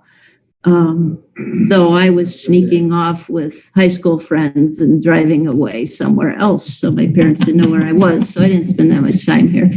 But yeah. But what you saw was great. Yeah, what I remember. I mean, I don't mean it that way. But I don't know my thermos, but yeah, I probably do. Yeah, that sounds bad. I know what you mean. Sneaking off with my friends. But What yeah. I remember. And there were little rides, Suze, do you remember? There were a couple carny rides for that one, but In 75. yeah, in 75, it was quite a bit larger in 2000. Kevin was a wonderful resource. You thought 75 was bigger? The 75 where everybody dressed up. Like, Yeah. yeah. That's Kevin's name. Shamrock owns Diamond Event Center. Yeah, I remember, Jim, we still have the outfits in our attic from when they did that. Yeah. Well, I can tell that this is going to be a great event. Epic. Yes. Epic? Epic. Okay, so I will contact the chamber about that. I was also approached by the Hinckley Women's Club about a proclamation that they would like the trustees to put together for their 40th anniversary. Would you be opposed to such a proclamation? What do they mean? I haven't heard that addressed at any of the meetings. Oh, I've gotten emails from Debbie Moss. She's been actually asking me since last year, and I told her I wanted to ask the new board what their thoughts were, but just a proclamation to announce the 40 years of the Hinckley Women's Club. Just a piece of paper. So think about it.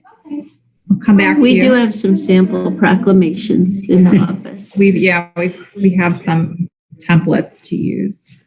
You guys have the scope of work for the website that I gave you. Did you want to go through that today? I think it would behoove us to get on the same page here and make sure that everything is. Did you collect information from everybody with what they wanted, the other departments, or no? No, because they're going to be a part of the conversation when So they'll do their subpage with the. Right. I had envisioned when our vendors came in to discuss that they would be a part of that conversation. And then, based on the scope of work, they will work with each department to make it what they want it to be. Let's see. So That's part of the discovery, is sitting down with each department head and determining. I'm gonna go grab that printout in my office. Melissa, can I ask, is this for like actually building the website or getting website quotes for? We don't quite know yet. I think the website really just needs to be redone. That would be my opinion. And so that's kind of what's reflected in this scope of work. Each one of the trustees is going to bring a vendor in. And this scope of work will be the foundation for that, for the vendors.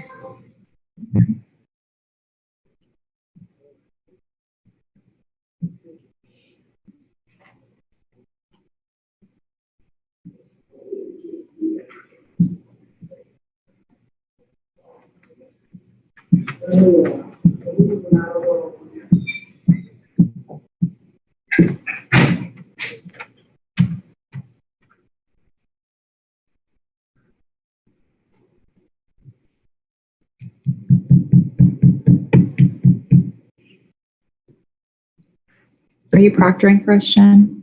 Thank you. I thought I was. I mean, at this point, You're far better at it than I am, well, at this point, everybody who wants to be on is on. pretty much. How many participants are online? I can't, one? I think there's 5 that don't include Jen, and Oh, is that an 8? Five? there's 8, but it's, one of them is the conference room here. There's 5. Thank you.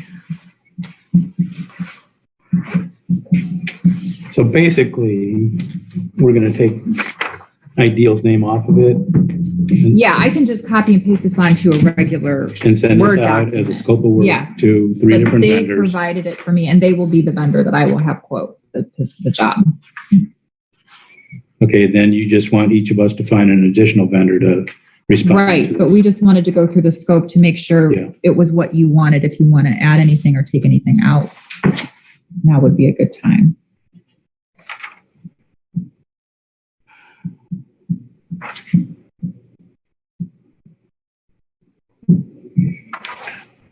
Like under website target and audience, Mhm. where the second paragraph says our designs will take these factors, it should be like the vendor will take these factors into consideration. Okay.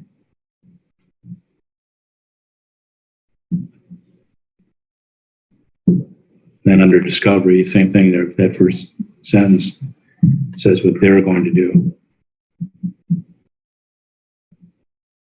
Okay, we can remove that. I see it.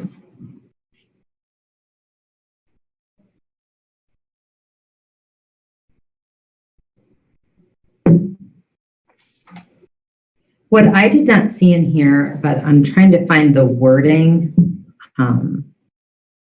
It was brought up during one of our regular meetings. I think Jim Bialowski had mentioned that we want to make it ADA compliant. And I don't see that in here, Okay. We can put that in the summary. but I feel like it was maybe not spelled out that way, but said, and I'm trying to find where it is. And then I see ideal again further on and with functions and technical requirements. Under the same paragraph of discovery, take out that we also recommend it should say additional discussions will follow. Okay. And then you said that third paragraph, second paragraph has ideal in there. Yeah, you can fix that. Mhm.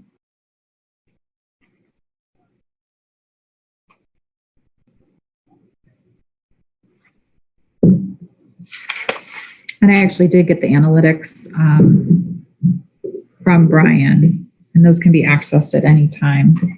All right, under functional, the third dot, ideal is in there. Yes, I saw that one.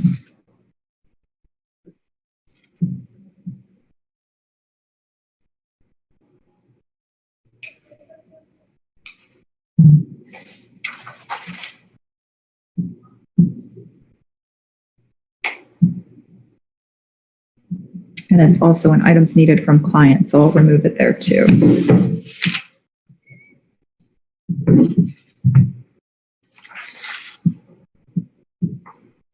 Then, as Monique said, under functional technical requirements, website will be ADA compliant. I was going to put it under the summary with the streamlined mobile friendly website. Okay, that's fine. Okay. Other than that, I mean, this is broad enough that I think that we would be able to capture anything during our discussion with them as far as additions or subtractions. The other thing, and I don't know because I'm not a tech person, so if anybody is, tell me if I'm wrong. Ideal Graphics proposes to design and develop a professional and streamlined mobile-friendly website for Hinckley Township.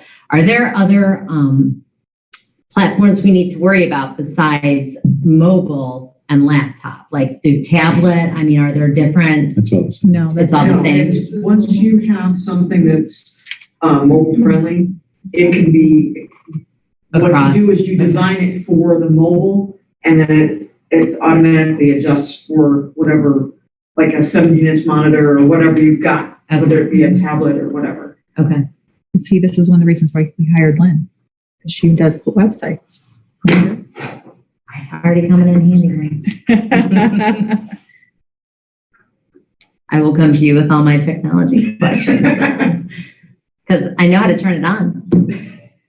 Maybe a couple more things, that's it. I helped you with bookmarks. There's certain. You helped me with bookmarks. There's certain coding you need to do to make it mobile ready, because a lot of the websites, you just scroll and scroll and scroll Right. on the phone, and it's just, it makes them inefficient. Right. And I think that's the best word for ours right now. Do you have any other changes?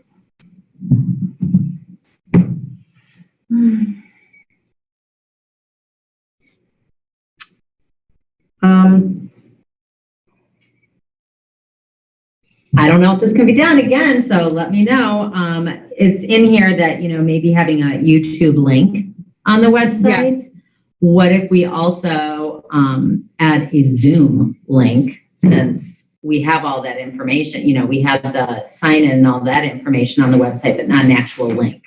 I think there is a link on the website, but I There can is a add link, that. but I don't know, and also you have to check and see, is it gonna cost money Okay. to add the Zoom link on there? Because sometimes different companies ask for a percentage of how many, I don't know how it works, but Okay. Maybe it's just because our website is not The reason I had great to right put the now. It doesn't YouTube seem to in. work. Yeah, I had to put the YouTube channel in specifically in case we were doing recordings. I didn't know if we were going to use a separate platform or if we were going to just keep the recordings on the website.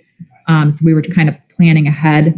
But the Zoom link, we can see if that's something that we can add on. I mean, because I think you're right. I think it is there, but it never works for me. When I try to do it on my personal laptop, the Zoom link never works. I just actually have to go to Zoom and enter everything in. If you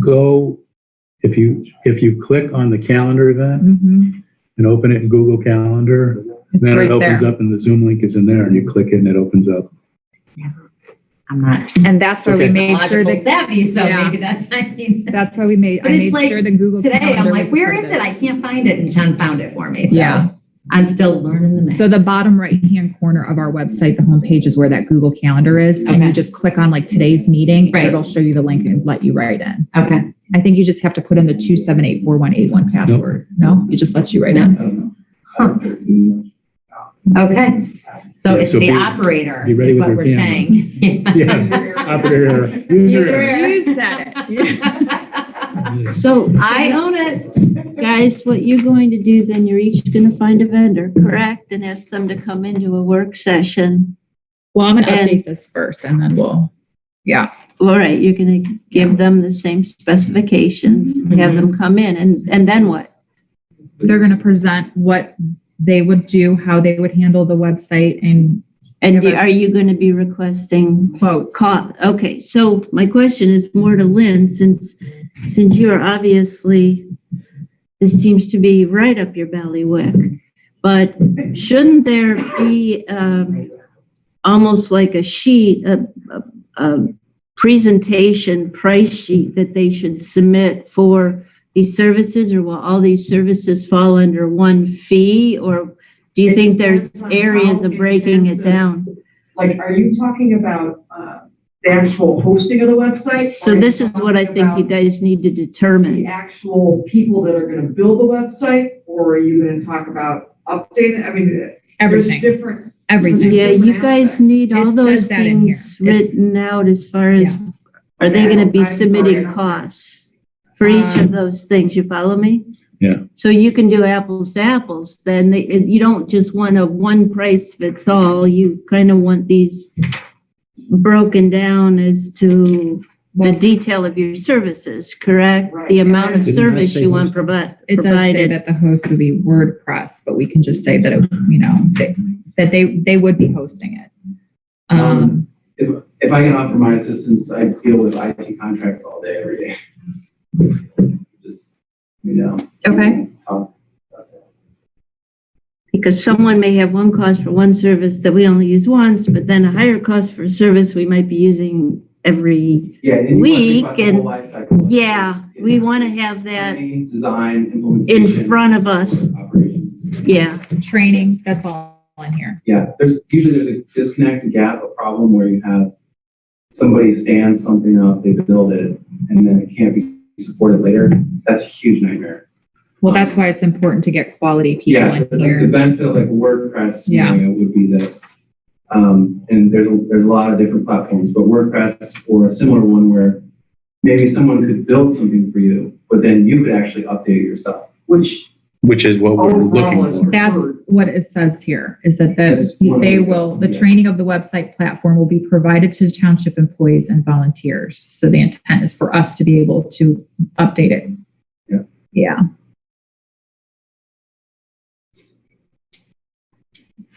What is, what are we thinking about bringing our three people in here? Are we thinking March? Are we thinking April?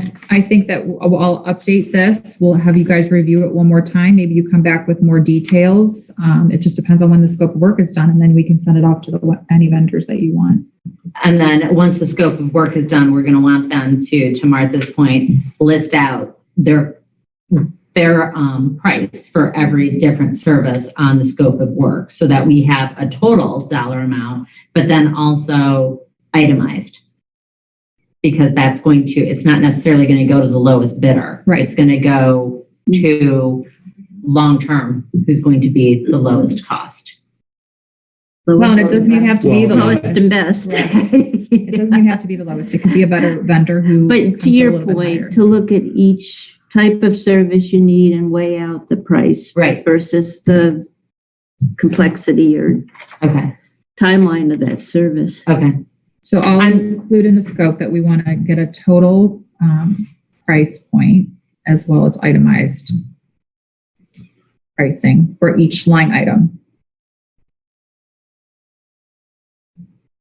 Yeah, breakout of costs associated Yes. with each. Is that, What is help the me? background? You're trying to redo, what's the objective? We're redoing the whole website.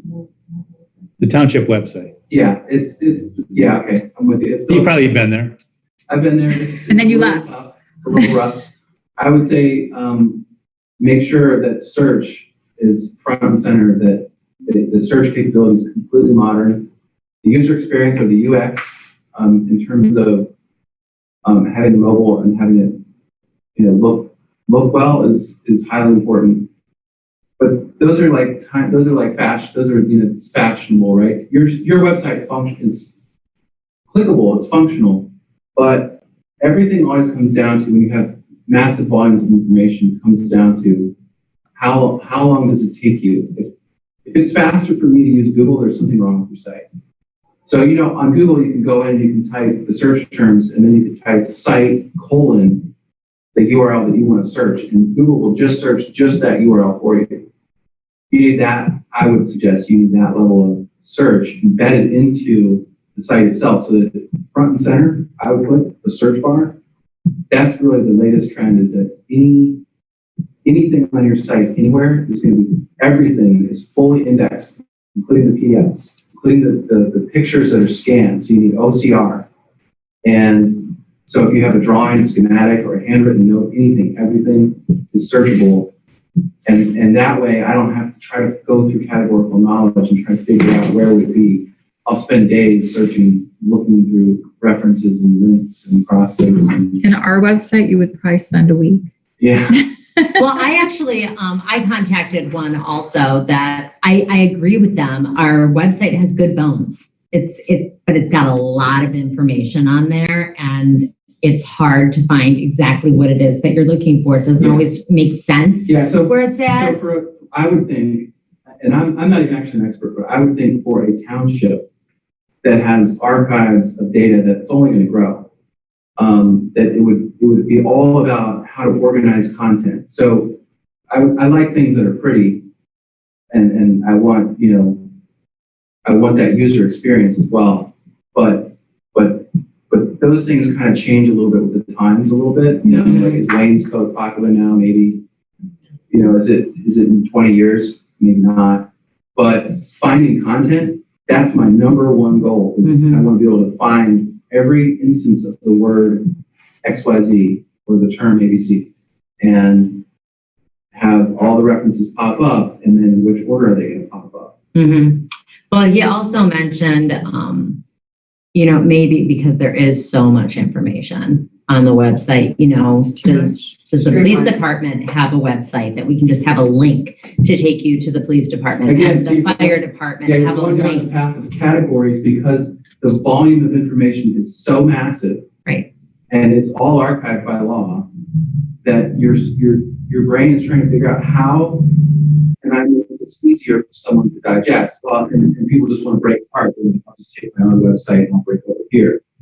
So Well, again, and- that's going to be the number one thing I would think in designing this is keeping it together. Because I personally don't want to have to go to 55 different websites. Because once you let one breakaway site happen, fire chief's going to come 5 years later. I want my own breakaway site. You know, finance comes. I want my own breakaway site because you'll just have a disbanding of the sites. Well, what he has here is we also recommend additional discussion with both the fire and rescue and police, as these could be almost seen as sub-sites within the overall main websites. We will keep them, Yeah. but that's the way they are now. They're Yeah, sub-sites. it's all about search. Everything is about search now. Because see, if I were building a marketing website, I could just build it in 3 pages and I would just be all solely focused on the immersive experience of, you know, having video come up So in real somewhere that time. must have a robust search capability. And But yeah, I would just search, focus the on Google just Calendar, the search, search, search. YouTube, I said the calendar. There were specific things that we discussed when we were sitting down and talking about this. So I will add the search with the Google Calendar. I just think that's kind of a common sense thing, but it's a good point to bring up.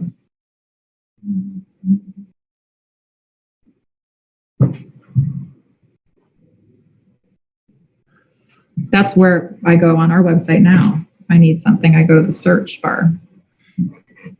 Okay. And like I said, we may tweak this again. So Yeah. that's why I can't give you a timeline, Monique, because Okay. we may come back and say, well, what about this? You Okay. know? No, that makes sense. I'm just, you know, I talked to someone and it's just a matter of, you know, as long as they have enough heads up, they'll be able to get to the actual meeting. Okay, great. There is no specification for emergency situation. It's blanket. So whatever you want to do. So I think it's my opinion that using the virtual option to its fullest extent is always helpful. I mean, Monique's going to be traveling, you know, she could even bop in if she chooses to, obviously. But I would love to bop. I think it's a good option. Okay. I agree. Because I looked at my flight and I'm like, oh my gosh, it's a meeting night. And I land at like 6 or 6:15 on Tuesday. So I would love it if I could Zoom in and actually participate. Okay, I say we go for it. And we'll just use the same rules and protocols that we were using before, where people have to raise their hand to speak at the end of the meeting, just like a normal meeting. Is there a resolution required as there was the last time, or was this just, I can't remember if you I don't know guys that we made a did a resolution the resolution last last time or not? I don't think we did. I think we just utilized the, Okay. In accordance because we with the, I think we made a resolution to follow all of the guidelines as it pertained to COVID from the state Correct. and the federal government back in March of 2020. Okay, I was just making sure you guys didn't have to do anything formal to initiate that again. In which case I couldn't do Right. it on the first if we had to. I can ask the You're trying to prosecutor. keep me out, Jack? I'm not sure. I'm not saying you do or you don't. I'm just not sure. I think we kind of just decided that we were going to keep the virtual system going, even though we weren't using it for interaction too. Again, Can't I'm just raising the question to make sure that you're covered. That's all. Yeah. All right, let me jot it down to ask the prosecutor's office. And I'll email you guys with the update. We have a zoning alternate position still because we moved Lindsay over to the BZA. So I'd like to probably discuss that at the next meeting and put together a timeline for that. Probably another 2-week of asking for resumes or letters of interest. Okay. And that will be. Didn't we discuss that at our last meeting? And we said, maybe hold off for a little bit since we had run that in December. And then we had run it again in January and we got even less applicants in January. Didn't we discuss, taking a little bit of a break? I think we decided that we would just have one alternate per board. Right now, we don't have an alternate for the zoning commission at all. Oh, okay. Because Lindsay moved over to the BZA. And Scott said no. Correct. Okay. I think I texted you guys that. Yeah. I think you did. Yes. So I will approach you about that at the next meeting. And if you have anything for your newsletters, please send it over to me. I did get your trustee corner. I will put that out on March 1st. And I got an email again about the Zoom cloud storage being exceeded this morning. I think it's at 2.3 gigs and we have 2. Yeah, we didn't discuss that at the last meeting. And that's going to have to be deleting. But because that's, if I'm understanding that correctly, that is why we had to get that Zoom room. The one that was deleted had to be the one that didn't have the recordings on it. You had to get the Jim Burns Zoom room because that had all the recordings on it, correct? And I actually don't think they deleted the other one. They said there was no additional cost and they just left it.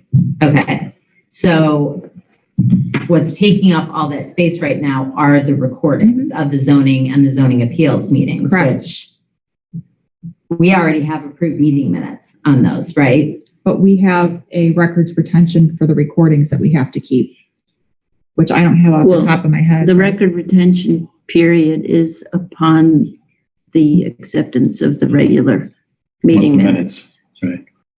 Right, that's what I was going towards of, can we delete those? Do we even need a motion to delete them if we already have the approved meeting minutes from those meetings?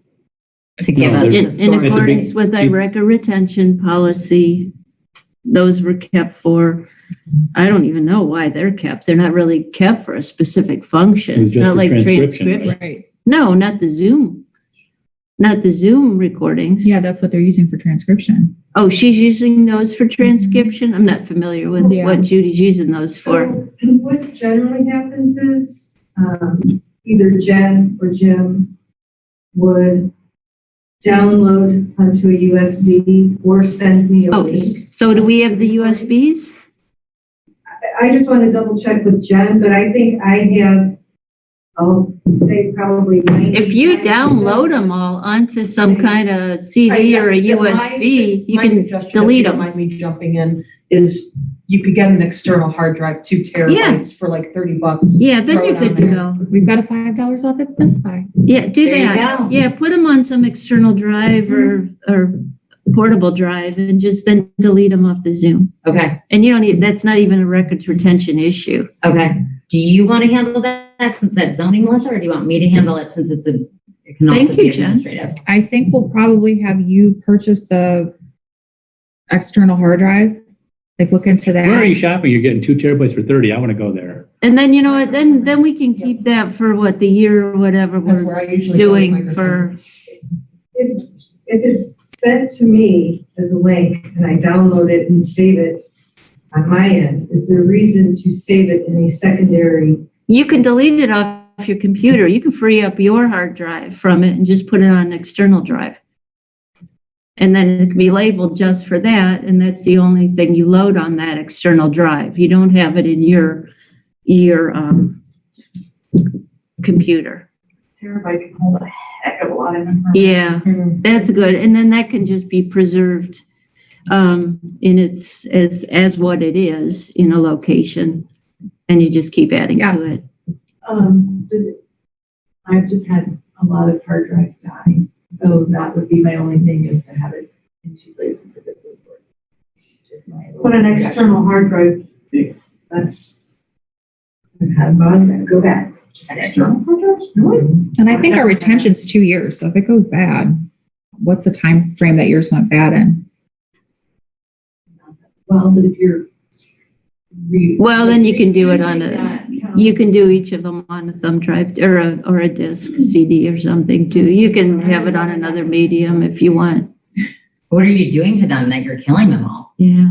Just to put it in them, it depends on what kind you get. You have cheap ones that have removable parts. We'll get an Are you expensive Googling it one. right now, Jack? With hard drive? Micro Center? I am. And then have Best Buy price match them. You So want we me to can reach use out our to Lighthouse also, or just do the Best Buy? We already have terabytes hard drive with Lighthouse. How much do we have? 3 terabytes or something?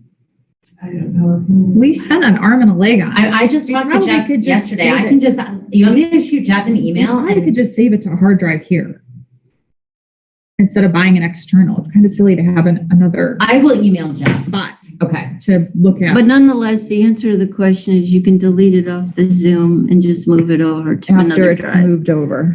Okay. Okay. I will do that today. I will email Jeff. And in the meantime, I could put things on jump drives and backed up on here. I got plenty of room on here in the meantime. And then when it's time to move, just to clear up space so it doesn't start deleting.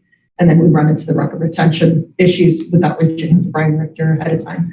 But I'll keep it in 2 spots. And then once you decide what you want to put it on, I mean, just down the road, we can meet up and I could just transfer it for you really fast. Okay. It won't take that long. Thank you, Jen. Thanks, You're welcome. And then just make sure you date them so that we can keep track of them for the record retention destruction schedule. But then that would solve another issue also once we get the website up and running, if we're able to link the meetings, the recordings. Because then you wouldn't have to keep the recordings. Yeah. Yeah. Okay. Okay. 2 more things. The zoning fee structure I am working on. Like I said, sent you guys that Excel spreadsheet that I put together comparing some of the other townships. I really like some of the Montville's model. They have specific fees for development, and their text and map amendment fees are $1,500, which is significantly higher than ours at $500. When did you send that, Melissa? I sent it Friday. So it's just something for you guys to look at. I'm going to sit down with Tom Wilson and Suzanne and go through it and put together what we feel would be better pricing for Hinckley Township, and then I'll approach you guys with it and get your thoughts on it before we approve anything. So in keeping in mind with that $1,500 fee, we can't make money on it. I understand So I know. So let me finish. So what we did need to do, and I've suggested this a few times, is we need to get an idea of what our costs are in some of these things. So if you think you're going to have, obviously for a map or text amendment, you're going to have 2 public hearings, you're going to have at least 1 or 2 zoning commission meetings, that you get your fees, you get your costs aligned so that you can justify the increase and it balances out. Because you can't just say you're going to raise it to $1,500 if it's only costing the township $700 to actually provide Which is that why I'm function. going to talk to Suzanne and Tom Wilson about it to see what their time allotment is and Good, better perfect. understand it. Spreadsheet of the estimated, So some of the Right. things that you're aware of, but some of the things are kind of new to Jack and Monique as far as the fees and how they can align to. So sometimes that to go into it a little more detail is helpful. Got it. It'll be really good. We haven't updated it since 2018, so it's needed. I have one more thing.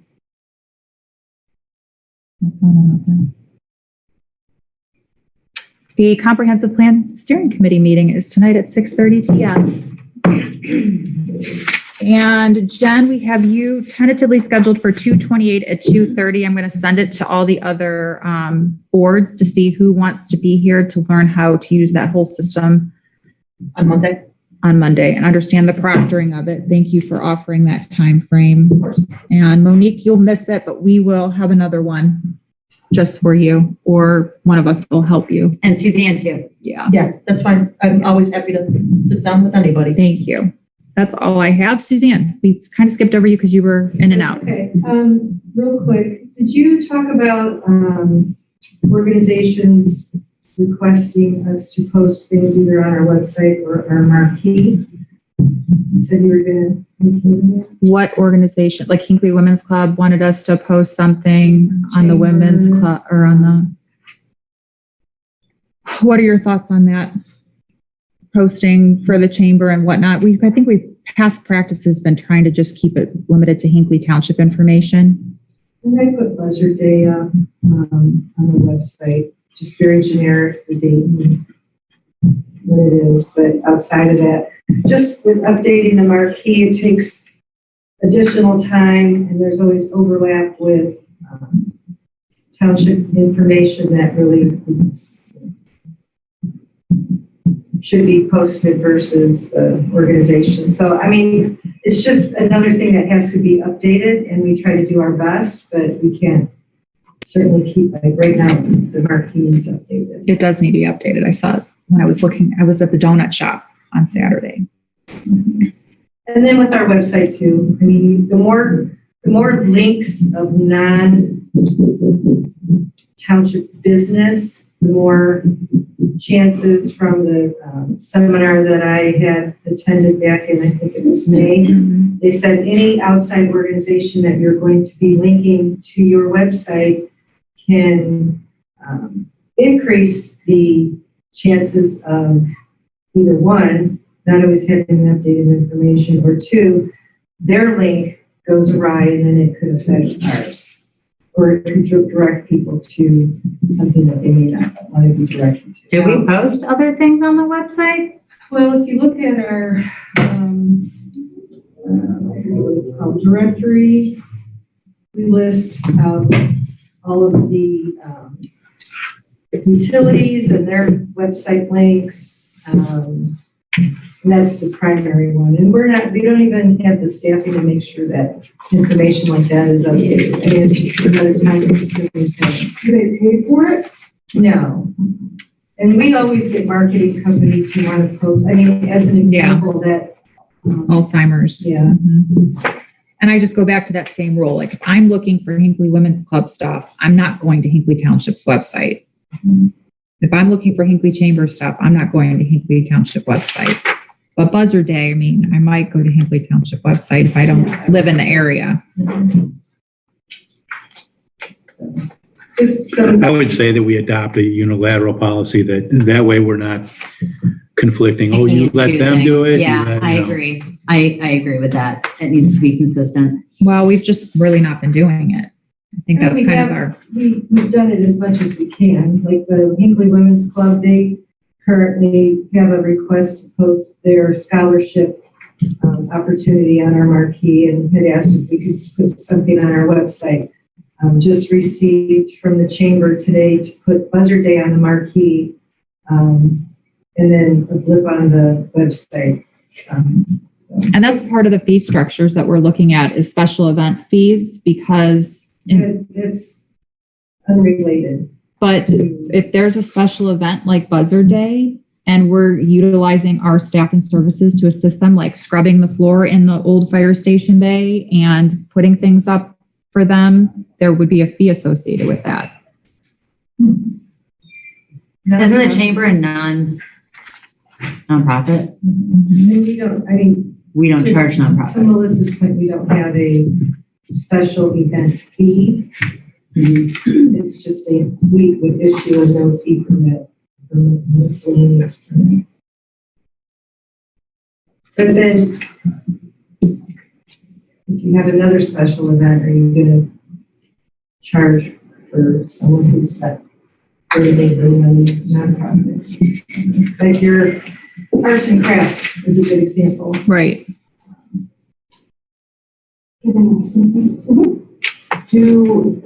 Are there other nonprofit organizations within Hinckley that are just Hinckley based? Like you mentioned the Hinckley Women's Club with the scholarship. Are there other scholarship opportunities within Chamber. chamber? Okay, so you've got chamber, you've got Hinckley Women's Club. Do you put the chamber stuff up there on the marquee? Or No. if they've asked, and if there's time, if there's a township posting that supersedes it, so. I also feel like we're talking about three different things right now. I feel like we're talking about the marquee, we're talking about links on the website, and we're also talking about the fee structure. And that's a lot of different conversations to be happening right now. I think, like, let's address one at a time, first of It's all. all advertising for an organization. Right. The fee structure would, if there was a fee charge, it would allow for us to pay our staff to take care of those things for them. Okay, so do we want to address that first? I'm working on the fee structure as a whole, but I'm just saying it's something that other townships are doing. They're charging a service fee for special events, and we don't. That would cover the pay for Suzanne or Mike or these people who are actively working to make Buzzard Day happen. Okay. And that Buzzard Day is just an example. So it's something that we need to address eventually. Right. We're working on it. Yeah. I think all in all, we've just done the best we could here and there. It's my feeling that we really shouldn't be advertising for other people. Our staff is very slim here. And like I've said a million times, if I want something specific to Alzheimer's or whatnot, I go to those websites. I'm not Googling Hinckley Township. So another quick question from the Hinckley Women's Club, maybe the two of you know. They have, I guess, 3 bins that they bring in and out for their paper products and such when they have their meetings here and they want to store them here. And I said, well, I have to ask the trustees, but I don't think we have the space to be encouraging folks to store their items here. And secondly, I don't want to be held responsible for anything that might get lost or used. After every event, we're usually accumulating more stuff, and more stuff is either not used and just takes up the space, or I don't know where it came from. So, I mean, I personally would rather people bring their stuff here and take it with them. I agree. And not even leave it as a nice gesture, because I don't know how old that sugar packet is. And COVID. Right. One man's treasure. I am guilty of doing that when I ran the Memorial Day Parade last year. I just dropped everything in that boardroom and it's been sitting there. So Again, in light of setting any kind of precedent, I think it's take what you brought. Yeah. Okay, goody. So real quick, I did contact the Department of Commerce, the real estate, to see how many trustees we can have on the list for the right to sell cemetery lots. And they allow one alternate contact person, which I would presume, Jack, you would want to be that person since you're the liaison to cemeteries. And then I can add all 3 of you for the rights to sell lots, or Jack, Monique, or Melissa if you want. But I'll print out the paperwork and have you guys fill out the paperwork and then I can send it. I just want to know if you want to be on the list or not. How often is it used that you'd need like a second person? I definitely need a second person. Which would be Jack. Yeah. In the event that PRI is not available and there's a need to sell, then third person wouldn't hurt, but it's up to you. Okay. How often in the past has that occurred? I'm usually here. Okay. she lives here. I would put Monique on though, because she's administration and she's going to be here for another 4 years. Are you okay? Sure. Just show me what I need to do, Suzanne. All right, I will print out the information that's required and then you guys can sign a date and then I'll send it on. And then did you talk about the non-resident language? He did. Okay, a little later. I think that's all I really had. All right, Martha. Just a couple real quick things. I had sent you guys and resent you guys the Otarma annual property insurance statement of values that needs to be reviewed. And just a couple points I need clarification on. I still need the fire department. And Suzanne, did you have any changes on any of your buildings at the cemetery? No, I looked at the list Okay. once and didn't see anything. And then All right. still look at it one more time. Hinckley, the elevator or the handicap ramp at the Historical Society is not included on here. So, I just added last year. well, it's not, it says Library Historical Society, including flagpole, signage, and fencing. So that has to be updated. For that, I would imagine. And then I have a call into Mike Euler from RA, but I think if I don't hear from him, I'm gonna upgrade the lighting at Kovac to the LED lightings. But what I need to do is get some confirmation with him, because there was a lot of communication as to who is responsible for the liability insurance for those lights. And I didn't think it was gonna be us. What was in the last, because we just signed a new contract with Ra. Was that Yeah. a part of it? I don't think it was. So that's what I need. That's what I need some clarification on. So that, and then also, there's no structures on the Gibson property, so I'm not thinking we have to do anything with that at this point. We may have to if a sign's put on it, so I don't know what the timeline of the sign is. But when that occurs, we'll have to let them know. Just checking that you guys don't have any additional changes on this. I'll send it to you another time. Once more. They need it by next Tuesday Very good. on that. And then, any questions on the plan to move forward with the direct deposits for the zoning boards?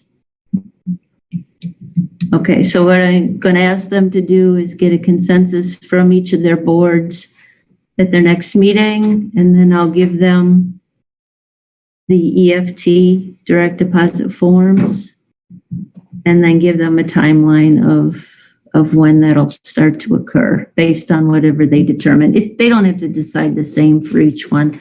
Doesn't matter to me if one picks one time frame and one picks the other. Between the annually and the biannually? Well, the quarterly or the biannually. Oh, okay. Yeah, I don't want to do annually anymore because I think that's just, that's too long to try and everybody remember what meeting they attended. So I might as well do it. It can either, does Judy usually just drop off stuff in your office when she's done, or the commission? Yes. So they'll have the sign-up sheets. They'll just, and if Suzanne can then just put it in my box right from there, then we're good to go.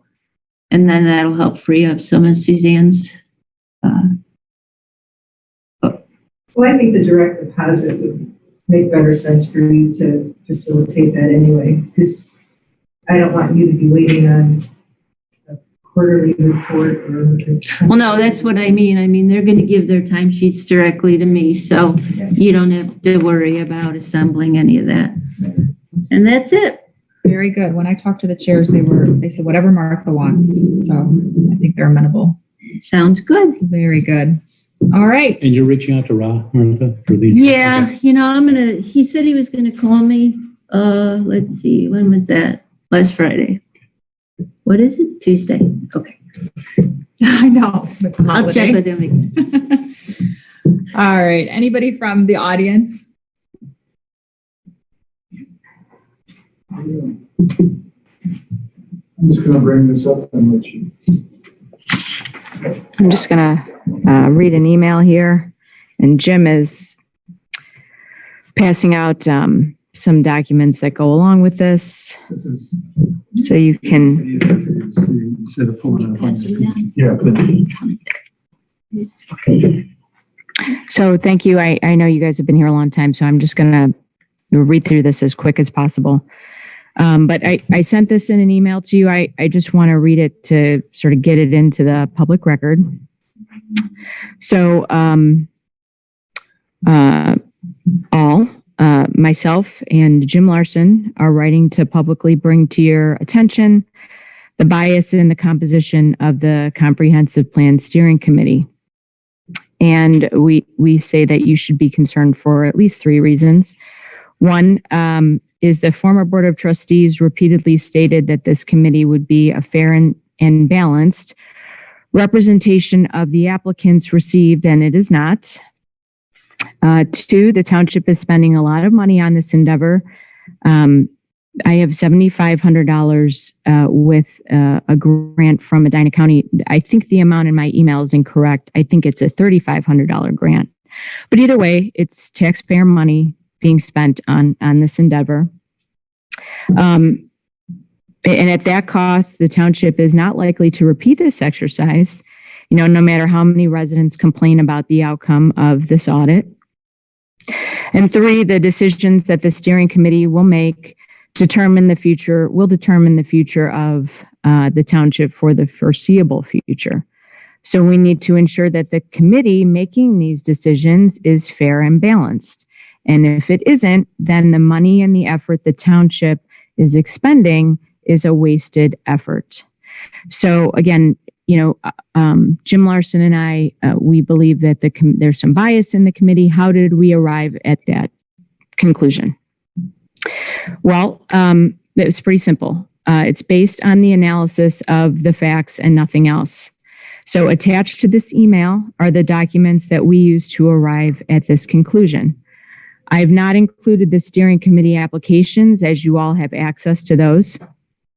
But Jim and I submitted a public records request for documents related to the steering committee and received those documents in a very timely manner. I understand this request took a number of hours to complete, and I am grateful to live in a state and a township where transparency is of a high priority. We analyzed these documents and created a spreadsheet to track the responses of all 100 applicants. And we reached 100 applicants instead of 98 because we included Dave Manley's application and 1 anonymous application in that total.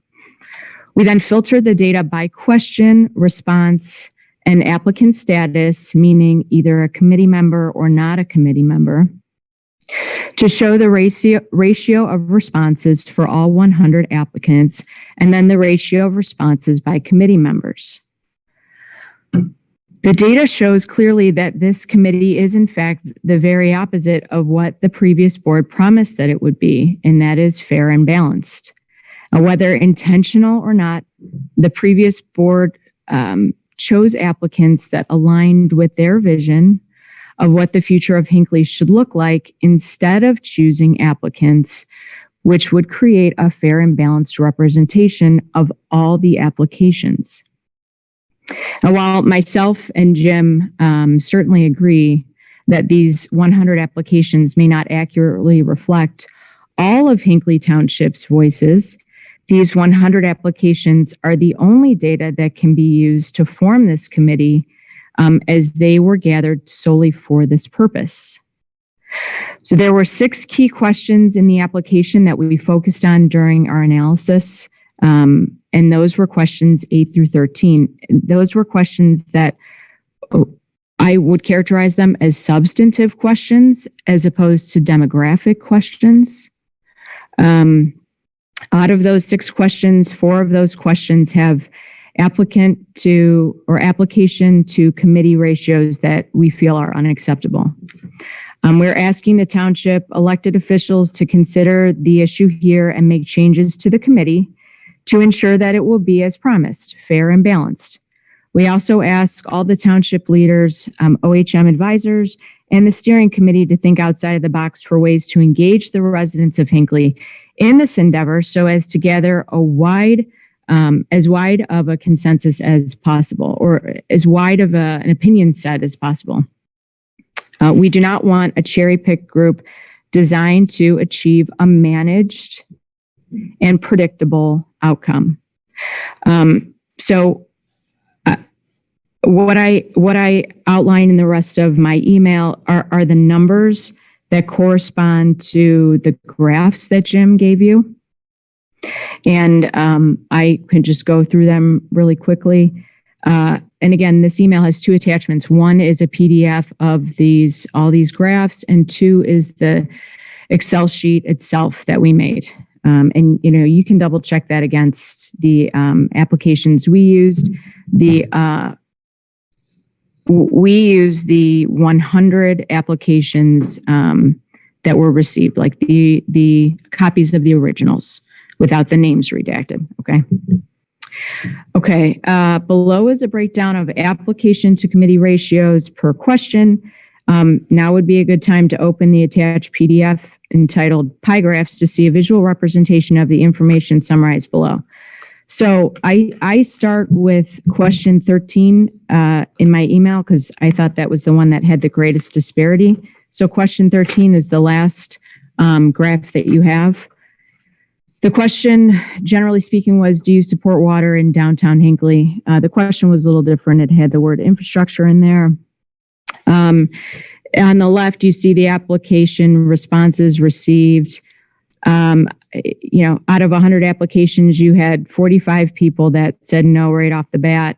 You had 24% that said yes, and then you had 31% that I categorize as unanswered. So it was either unanswered or undecided, or someone that said, I don't understand the question, or I want more information. I didn't count really that either way. So you have 45% that say no, 24% that say yes. But when you look at the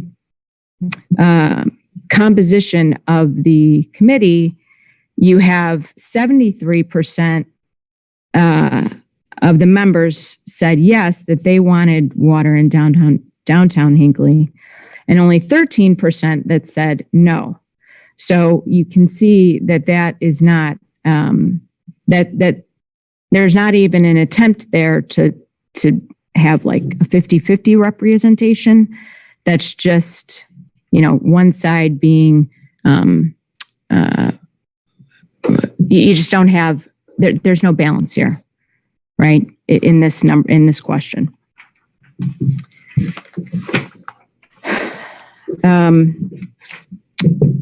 And the next one was question 9. Do you support conservation developments? That's the second pie graph in here.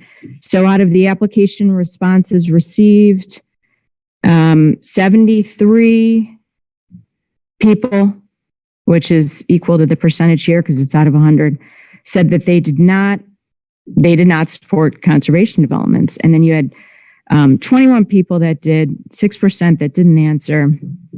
And if you look at the committee representation, you've got 60% yes, 33% no. So again, here you've got the no's are 73% in the applications, and the committee representation is at 33%. Next question. Now, question 10, that was, do you support a green space levy? Those numbers were fairly even, so I did not include that in here. Question 11, do you support zoning changes to increase the amount of land eligible for industrial use, commercial use, neither use or both uses? And as you can see here, again, on the left, you've got the application responses received. You got 75% of the responses indicated that those folks did not want increased land use for either commercial or industrial use. And on the committee, 11% saying both, increase land use for both industrial and commercial. And then on the committee itself, the representations are for neither. Neither A or B, you've got 40%. And for both A and B, you've got 34%. So you've got 75% versus 40% and 11% versus 34%. Okay. Next one that I addressed in my email is question 12. Would you like to see more business uses in the zoning resolution? Applicant responses, 56% said no. 21% said yes. On the committee, you've got 53% saying yes and 20% saying no. So you've got 56% saying no in the responses as opposed to 20% on the committee. And again, you've got 21% of 100 people saying they don't want any more, but yet there's 53% represented on the committee. And the last one is question 8. That's talks about lot size. Do you want to see the lot size increase, decrease, or stay the same as maintained? So I found here when I went through these applications that, a lot of them, people circled 1. In some applications, people circled 2. So they said they would either increase or maintain. So I sort of wasn't really sure what to do with those folks because they had 2 answers, right? So I lumped them together as increase and increase/maintain. So that's why that's like that. And, if you wanted to see that, you just look in the data because it's in the data as increase/maintain. Okay, so long story short, again, we have a misrepresentation. We don't have a balance here. We've got 60% of the applicants that want to maintain. We've got 35% that want to increase and or maintain. And then on the committee, we've got 80% that want to maintain and only 13% that want to increase and or maintain. So, I hope that helps you. I hope these pie graphs help you to see what we're talking about. And so now that I have given you this information, what else do I have to say? So this last part I'm going to read. Once again, we ask that the township seriously consider the flaws of the current committee and make changes to ensure the committee becomes what it was promised to be, fair and balanced. And again, we also ask the township, OHM, and the steering committee, in whatever form it becomes, to think of ways to engage the residents of Hinckley to gather as many opinions as possible. And that is it. Thank you for considering this, and sorry that I wish I could have done this in a more concise way, but thank you. Thank you. My turn. I just want to let you know how that spreadsheet was assembled. Some had a lot of yes or no answers. Some had no answers. A lot had yes with lots of conditions. Yes, but, no, but, that kind of thing. So it really wasn't possible. A lot of people said water infrastructure, the center of town or wherever. Yes, but they only wanted it here. There was a lot of limitations on a lot of the yes answers, a lot of limitations on the no answers. You really can't include that. You just got to take it as a yes or you take it as a no. On question 17, the vast majority of answers I just characterized as they appreciate the rural nature of Hinckley. That's what they like best. Some got into very long, detailed answers, and when you take time to review all these applications, you can read that yourself. But this is just a statistical analysis of the universe that we had to deal with. It didn't go into the personalities, the backgrounds of a lot of any of the members, really. But I certainly think that the backgrounds of some of the members should have either excluded them and maybe included them or put some balance. Fundamentally, you've got 2 large landowner developers sitting on that committee, all who want both of which want smaller lots, more business, more water. They are pro-growth in the extreme. Why do you need two? I don't understand it.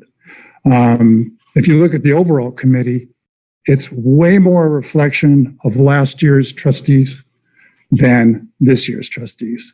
By that, I mean, you've got a current trustee on there who is a member of last year's trustee committee sitting on there. You've got Mr. Manley, who has been on at least two of these committees, who I don't think is going to add a single thing. And then you've got former trustee Kalina on there, who was part and parcel of selecting this, all the members of this, this committee. And frankly, I don't understand why you have to have Mr. Kalina and Mr. Manley together.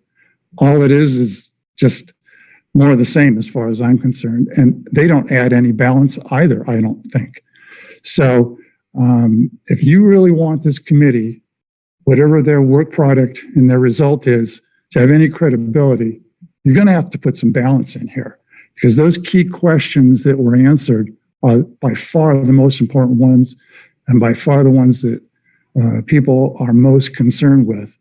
And as constituted, that committee does not represent the majority of opinions on the 100, of all the members that submitted applications. And there was also some concern that applications, at least one that I could tell, was accepted, and the person appointed as a member of the committee who submitted their application 3 days after the closing date.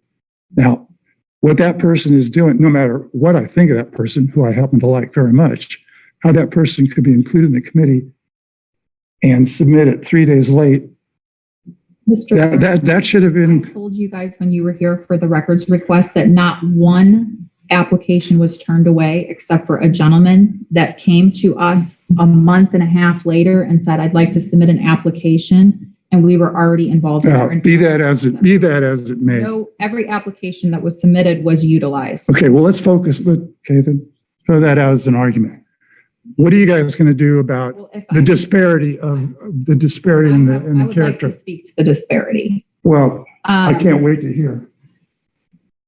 For every one of your complaints, I've had 25 compliments. This is a very diverse board.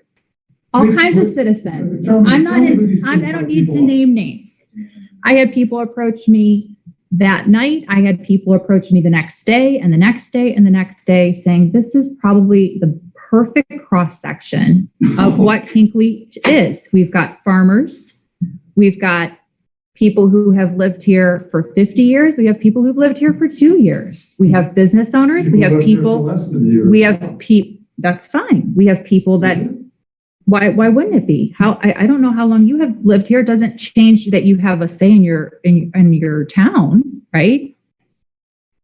The data that's presented. A lot more weight when you've been here for at least a while. Well, there are a lot of people that have been here at least a while on that committee.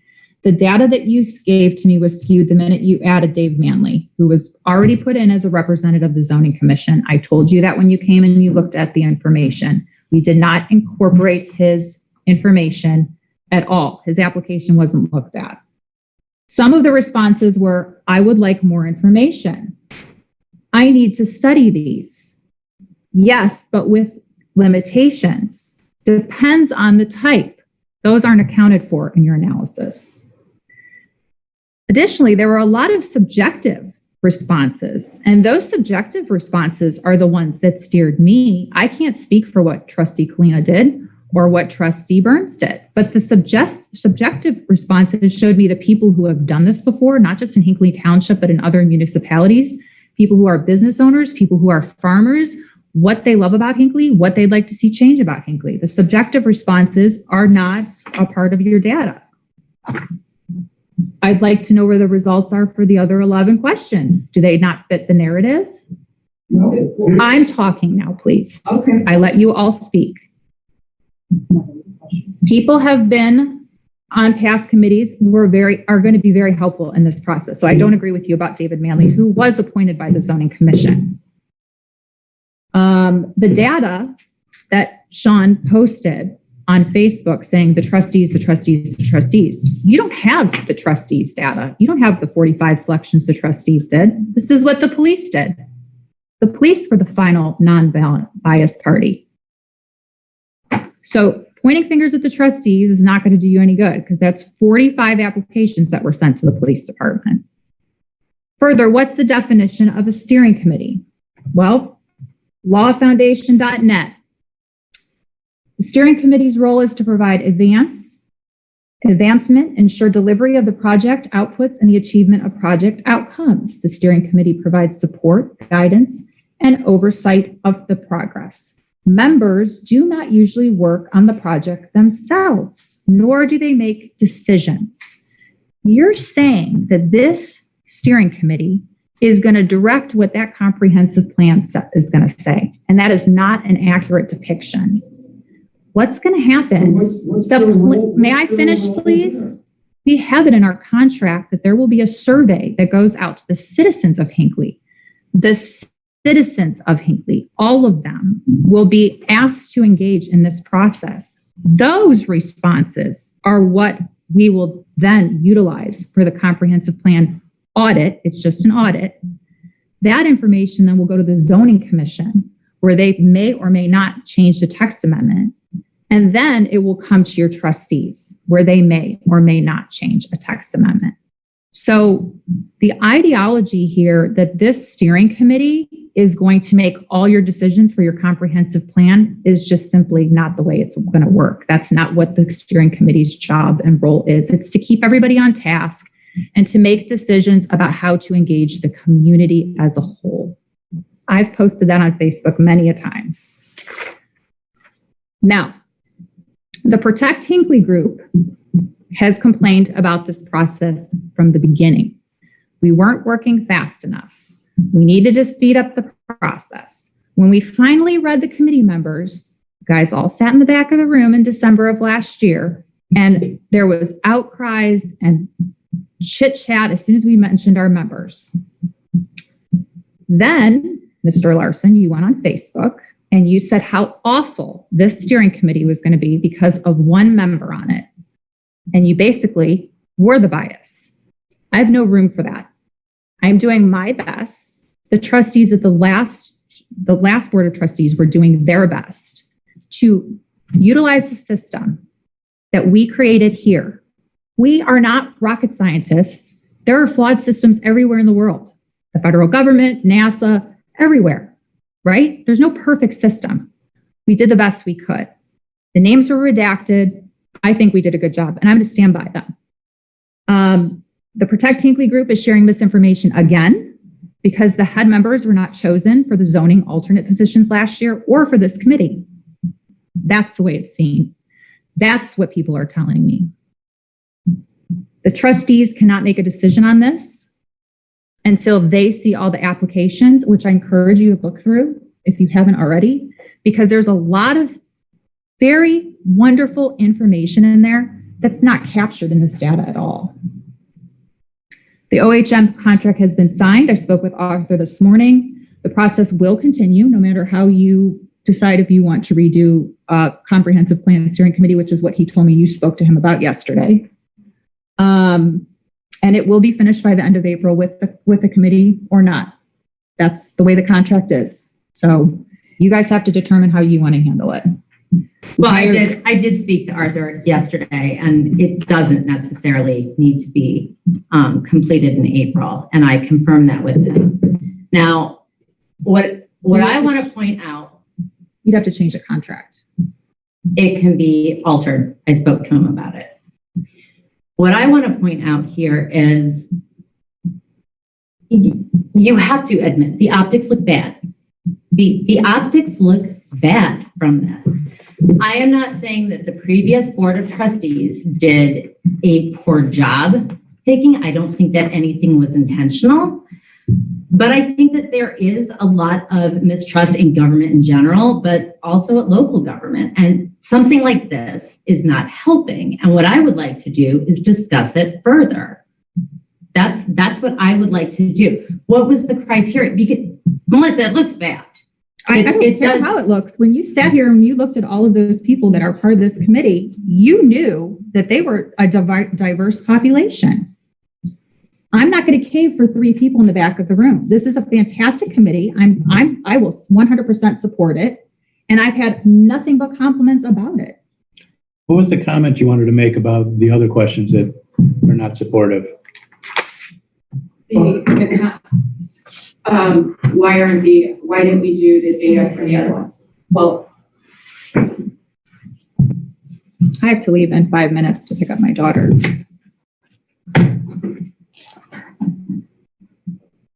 So number one, we didn't do data analysis on the other questions because they're demographics. You know, okay, how long have you lived in Cleveland?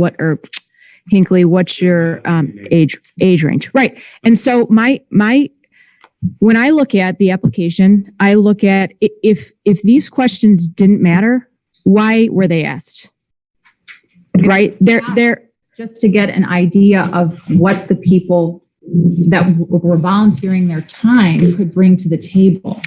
Well, then you should have, you say right here in an email to a resident, you're saying, you say, I won't read the whole thing, but the board is looking for a diverse population of residents to steer the committee and ensure equal representation. You asked those questions, but then you ignored them when you formed the committee. You didn't ensure that you had equal representation across all the questions that you asked. We did the best we could. And once again, is a lot of information in these applications that you can't measure.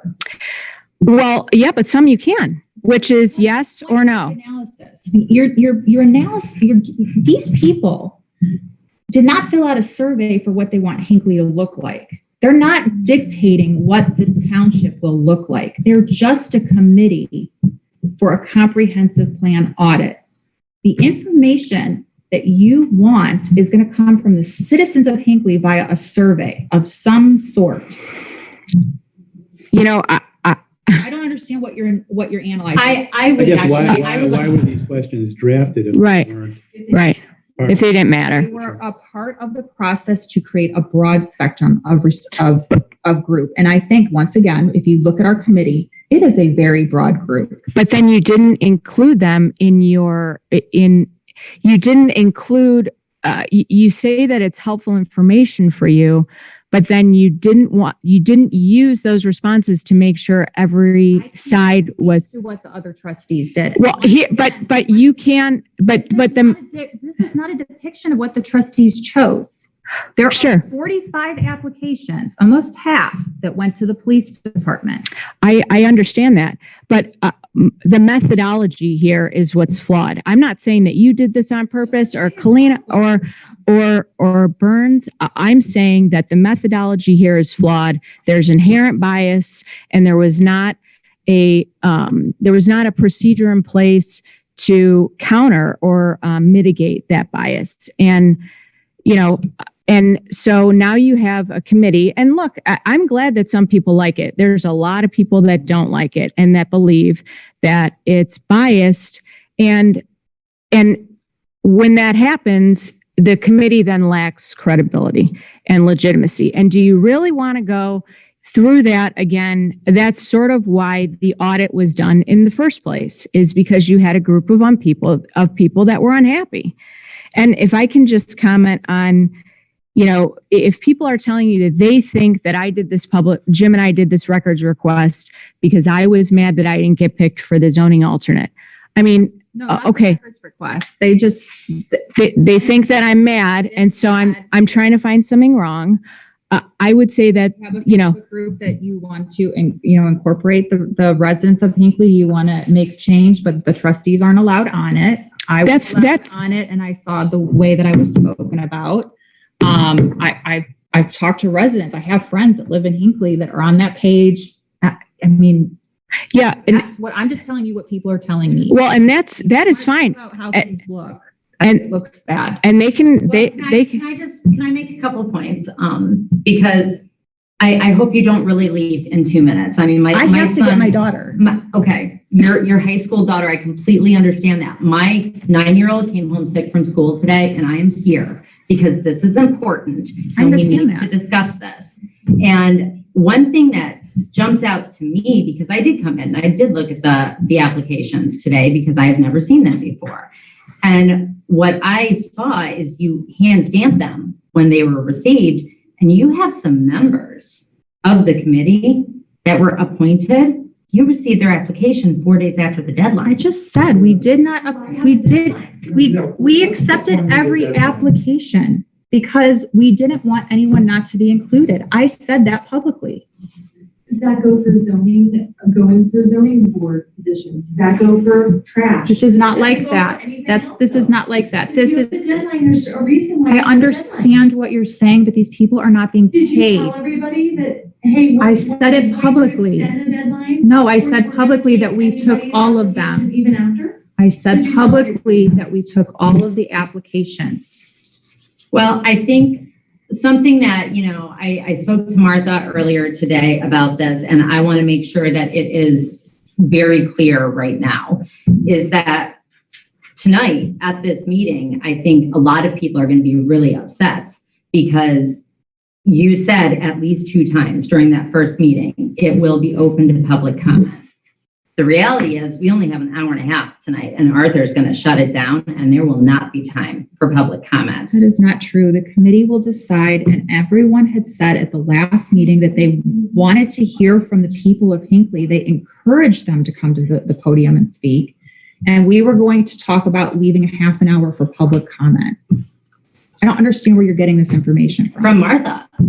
Is Martha Well, that's incorrect? the hour and a half, maybe what's in the contract, but when we spoke as a committee that night, they said they wanted to hear from the people of But is Hinckley. Arthur going to be there for that? Because Arthur has in the contract an hour and a half, correct? I don't know if Arthur is going to stay or not, but there will be 30 minutes for the committee to hear people speak as to what they would like to say. I think it's going to take longer than a half hour today. Well, we have to be And respectful of the committee too. They're sitting here for free. Something that I want to open up for us to discuss is maybe Jack and I choosing some additional members to represent the township Well, it would have to be the on 3 the of us. steering committee. It would have to be the 3 of us, but I don't think anything precludes us from adding some additional members now. I don't have a problem with adding it, except for that it was recommended by OHM to keep it at 12 people. We've got 13 alternates. We have 15 people total. You saw them packed in here like sardines. I don't know where you're going to put extra people. And what is your criteria for adding alternates or adding people to the committee? I want to see it. I want to see the numbers even out a little bit more. I want to. So are you going to use what's already in there for the applications, or are you going to start another process? No, let's use the applications that we have. And how many are you thinking that you need to add? That's why I want to discuss it right now. I wouldn't mind talking with Arthur this evening and getting his feedback on it. At the end of the day, you're absolutely right that the committee is to keep the project on track.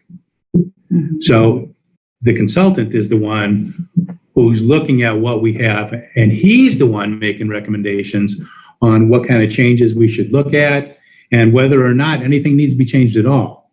So those folks on this committee are there to just try and keep the process moving. So they don't make any decisions and they will not contribute to any confirmational bias. What decisions are they going to make about the comprehensive plan that isn't coming from the public? What needs to be changed in the. Or not changed. Changed or not changed in the. That comes from the If public. the public comes back with like 10 things that want to be changed. I mean, is the committee in charge, is the committee decide which 10 things get action? That's not my understanding. The committee works with the planning. The planner is the gentleman who's going to say, these are the things that we need to work on. And how is he going to figure that out? Right. What needs to get worked Based on interaction and engagement. Once again, there's a survey of some sort, and we have to work through the details of that with the committee because their job is to engage the public. Their job is not to make a bunch of decisions about what the comprehensive plan looks like. And once again, it's just an audit. You're not changing the whole comprehensive I plan. understand that. I understand. And I think that this committee, I haven't heard from any of them yet, but the way that this was spewed all over Facebook and all over all the different social media, it's absolutely disrespectful to this committee. I don't think it is. That's my opinion. There's nothing disparaging about any of the members at all. I applaud all those people. I applaud all 100 people and the people that are taking their time out to have a say in how their township is. This is more about this I think reflects, it's a criticism of the previous board and about your flawed methodology. How could you criticize a board when you didn't see their 45 applications? Once again, I saw. We didn't keep track of the 45 applications that went to the police department. Yes, you did. No, we didn't. They're right here. We did not keep track of them. You gave them 15. Every trustee picked 15. The only thing that was kept track of was what came back from the police station. Okay, so this packet then that says Melissa's choices or Melissa's with the tally sheet. I mean, that's the only one you have is my choices. You don't have Chris Cleaner or Jim Burns. Right, but I have a packet. So you don't have I have 45. anonymous trustee number 1 and anonymous trustee number 2. And these are the 45 applications that went to the police chief. And again, my criticism is not of any of these applicants or members, or quite frankly, even the way that you picked. It is in the methodology that you used, where you did not include something to remove a bias, a bias that quite frankly anyone would have. And that is the problem that I have. And now you have a committee that is not representative of the 100 applicants, and I think that's a problem. I don't agree with you. That's fine. I don't agree that your data is completely accurate to those applications based on all of the different comments and additional information that was given. We didn't judge them on A, B, C, D. That's not how they were judged. They were judged as a whole applicant, what they gave us, where they lived. We wanted to make sure that we had people that lived in different places, that have lived here a long time, because we wanted a vast demographic from different parts of Hinckley. It was an overall application. It wasn't, this person chose D, so Sure. we're going to put them in. I understand that you were trying to make it diverse in other ways. What I'm saying is that it's not diverse in some ways. I don't agree with you because once again, I don't agree that your analysis takes the subjective into view. It's not quantified in it. Well, I think that, that you have to do the best that you can. And Jim and I quantified this data the best that we could. And I think it's irresponsible to ignore it. And I think there's clear disparities there, and it's irresponsible to ignore it because it speaks to the credibility and the legitimacy of the steering committee. I understand they're not going to be making decisions. That's fine. I still do think that it should be a little bit, it should be a little more balanced. Well, like I said, I don't have the responses for your other answers, and they're not all demographic. So I just don't think they fit the narrative.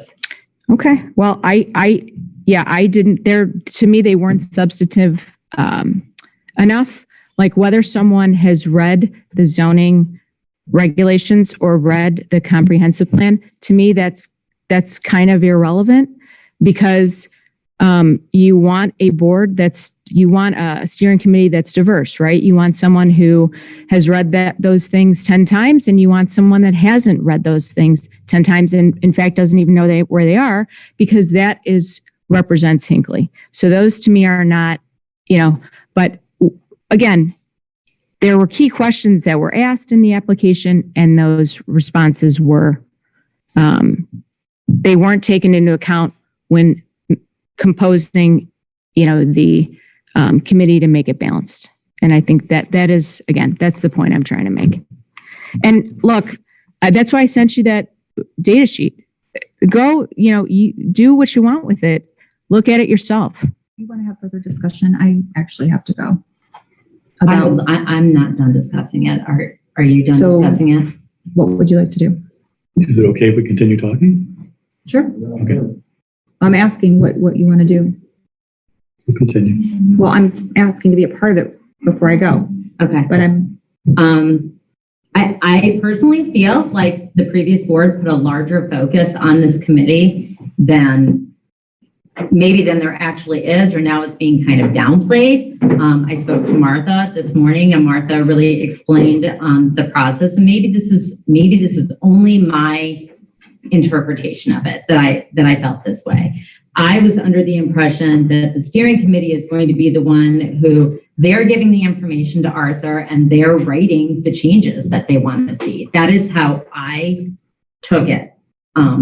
When I sat in the back row and was at these meetings and had it explained to me. And now, as Martha's explaining it, it's, and I feel as you have today, that they're not actually writing it. They're just, giving their recommendations, and OHM is going to write everything up, and it's going to come to the trustees and we vote on it, whether we think that this is representative of the community as a whole, or if it's not representative of the community as a whole, which...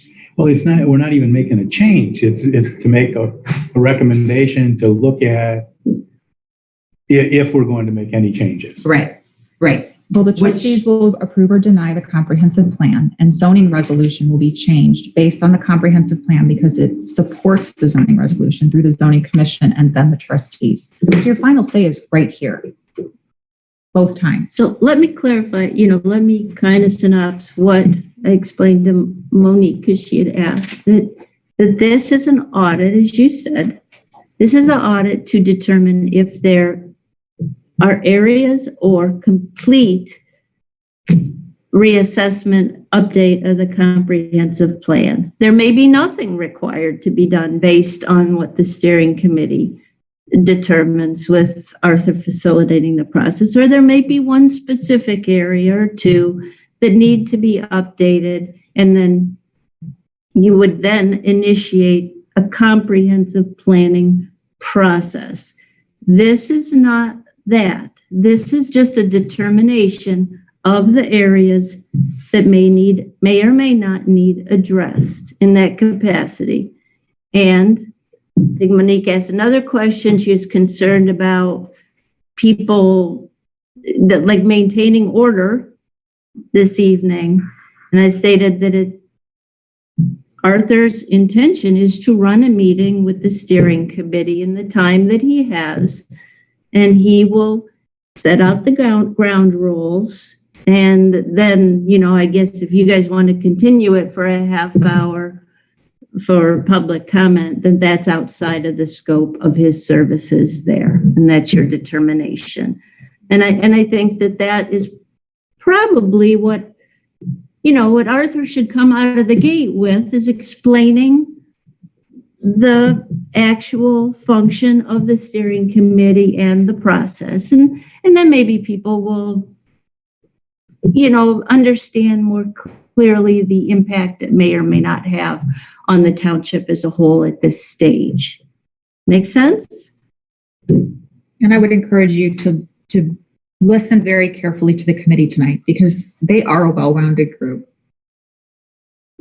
I don't think anybody's debating that at all. I don't think. Do we want to maybe schedule a special meeting for the three of us to choose additional members, 3 or 4 additional members? I would honestly recommend that you talk to Arthur about how many more members you want to add on, because he's the one who recommended 12 to 15 from the get-go. Okay. So if you're going to add members on, that would be a question for him tonight. He does planning all over, and so he has much more familiarity than any of us do. Mm-hmm.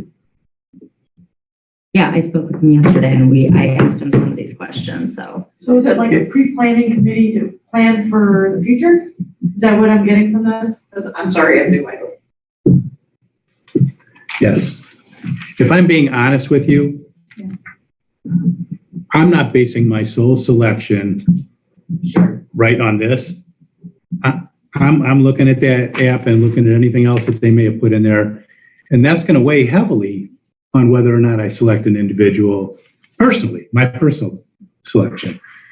But as far as just raw numbers on, did this guy like water or not, that's not going to sway me one way or the other. But I would think that if you were trying to have everything represented, you were looking at individual responses and you are taking into account, we need to have something a little bit better than 73%, applicant responses, represented as 20. Yeah, and I may have, again, I wasn't involved in the process, and I may have done that with what I then forwarded out for the final selection. I would really urge you to go through all that, because there was a lot of language in there. I tried to make that point, that either supported or mitigated against the question of whether there's a lot more than just yes or no. There is. There's a lot of I would subjective. also really love for the committee to be told tonight how really little influence they're going to have on any decision that's made. Because if I'm sitting on that committee, spending all that time, and I'm going to have as little influence. I think they will have input. They'll have input, but it's only input that's going to be accepted if the layers above them agree with it. So if it was me, I'd say adios and find somebody else to do it, because if I'm going to be spending all this time and I might have that little impact, I'm wasting my time here. Suzanne. I do have a quick question. Would you like me to prepare packets with the redacted applications with the name redacted? Because that's how they were evaluated. They can just go through the redacted ones that we already have, right? You don't want a separate copy, because then I'll just make sure that you have a chance to look at the redacted ones. Electronic's fine. She doesn't have an electronic. Yeah, she stood in front of the copy maker for like 3 hours scanning and copying. I don't know if we have an electronic. I'll have to look. Well, they already have all the names of everybody from the spreadsheet that. Well, but if they are looking at a redacted application, they're not going to know the name goes with the application. If it's. Unless they've got the database in front of them. They have that spreadsheet, they'll see it all. But Yeah. again, you will not That ship see sailed. the thinking behind some of these answers. And I think that's really important. Yeah. Okay. In support of Melissa, there's a lot more to it. And it's really interesting if I could have weighted these answers from 1 to 10, then you could have said yes, but, and say that's a 7.5 yes, or 4.5 no, or something. But it's really important to get a sense of all this stuff when you read, because there's a lot of thoughtful comments. There's a lot of lengthy comments. There are emails that go with this, Right, and I'm sure that and there's a lot of information. I can't tell you how long it took to put all this stuff in a spreadsheet and try to make it fair. Right, I mean, I'm going to make a motion to close, and then you guys can keep discussing. At this time, I'd like to make a motion to close the work session at 2:34 p.m. second. Seconded by Sweattick. All in favor, say aye. Aye. Thank you. And then can I trust you guys to pop all this stuff away Yeah. for tonight? Thank you.